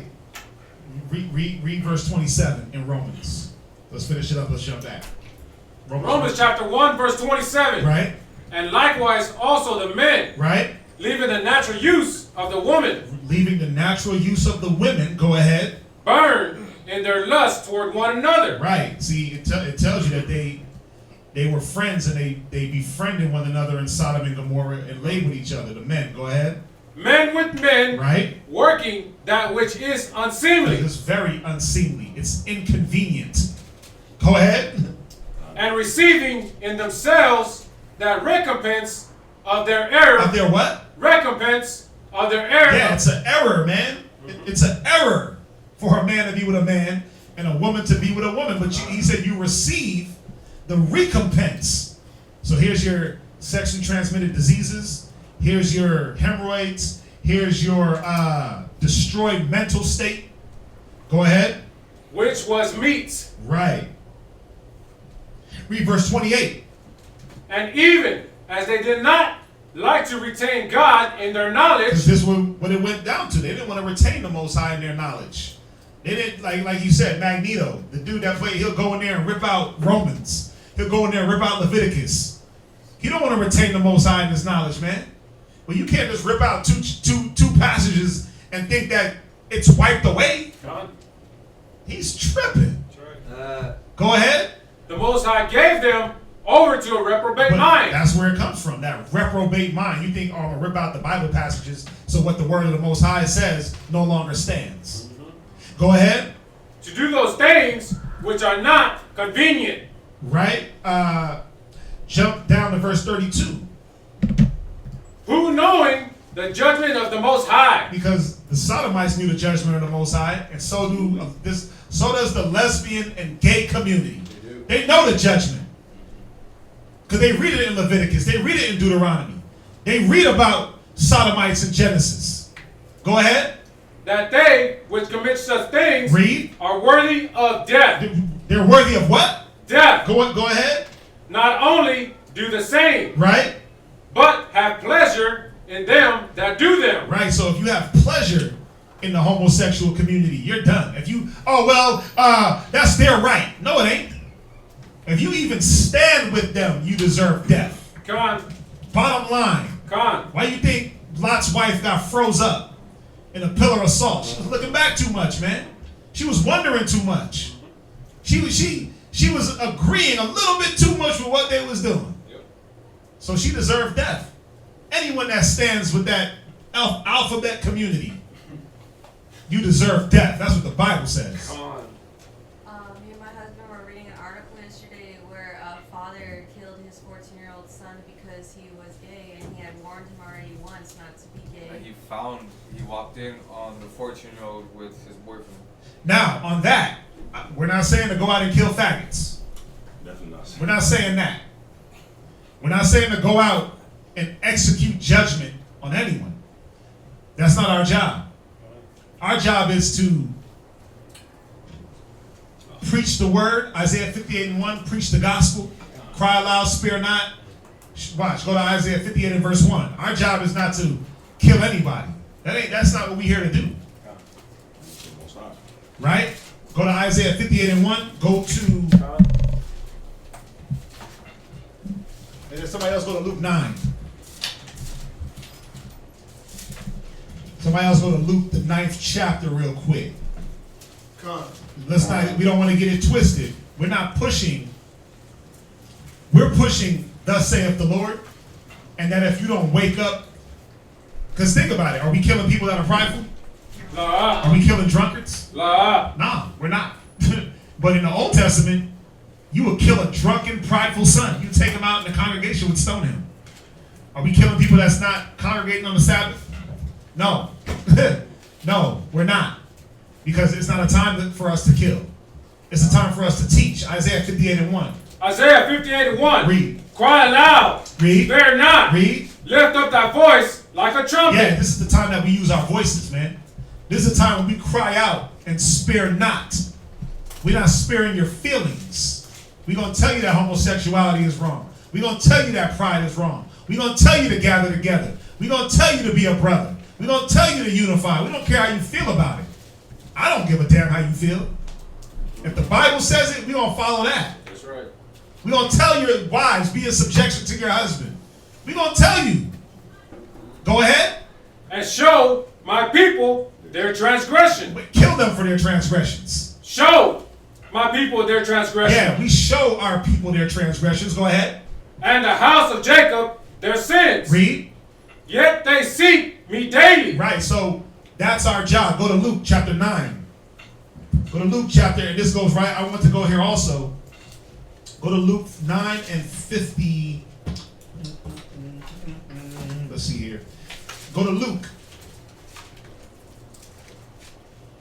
Give me one sec.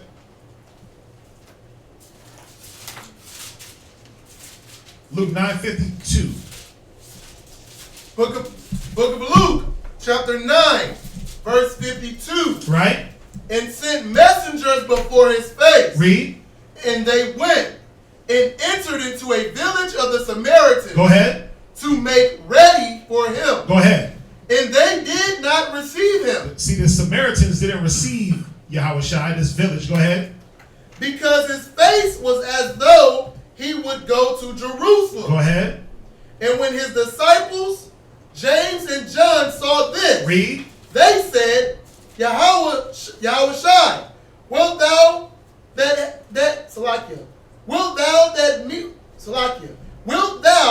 that we command fire to come down from heaven? Go ahead. And consume them? Read. Even as Elias? Right. He said, listen, should we command fire from heaven and destroy this place? Just like what? Just like what? Just like Sodom and Gomorrah, just like Elijah did. He said, should we call that? Listen, the prophets had the power to call down fire from heaven. Think about how much power the Most High gave them. Think about how much power Yahushua gave them just by raw. They couldn't do that before they met him. They had the power to call down fire. Go ahead, read on. What did Yahushua say? Verse 55. But he turned and rebuked them. Right. And said, ye know not what manner of spirit ye are of. And that's what a lot of brothers don't understand. What spirit you're supposed to be in. You're not in the spirit of killing and breaking down right now. We're in the spirit of cry aloud, spare not, show the people their transgression. Read on. For the Son of Man is not come to destroy men's lives. Right, that's not what we're here for. We're not here to destroy lives. We're not here to shed blood. We're not here to put hands on nobody. Go ahead. But to save them. But to what? Save them. We're here to save. We're here to save men's lives. Right? Go to, you had your hand up, William? What you got? Hebrews. Go ahead, read it. For the word of God is quick and powerful. Right? And sharper than any two-edged sword. Read. Piercing even to the dividing asunder. Go ahead. Of soul and spirit, and the joints and marrow, and is a discerner of the thoughts and intents of the heart. And that's what we should be using, the word of the Most High, man. Because remember, our warfare is not carnal, but spiritual. So you got to fight spirit with spirit. You can't fight spirit with carnal. That's another one I was looking for. It's Isaiah.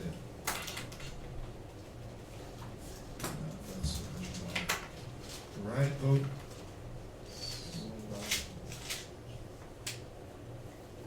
Right. That's it on that. Right? So y'all get that, right? Remember, the scriptures say there's a time to kill, there's a time to heal. There's a time for war, there's a time for peace. Right now we in war times, but not that type of war. Yeah, where's a lot reached a good time. What was that one? Hebrews 4:12. It's in Isaiah, and it came back in Luke. There's one more I want to get for y'all. Here it is, Isaiah 61. Isaiah 61.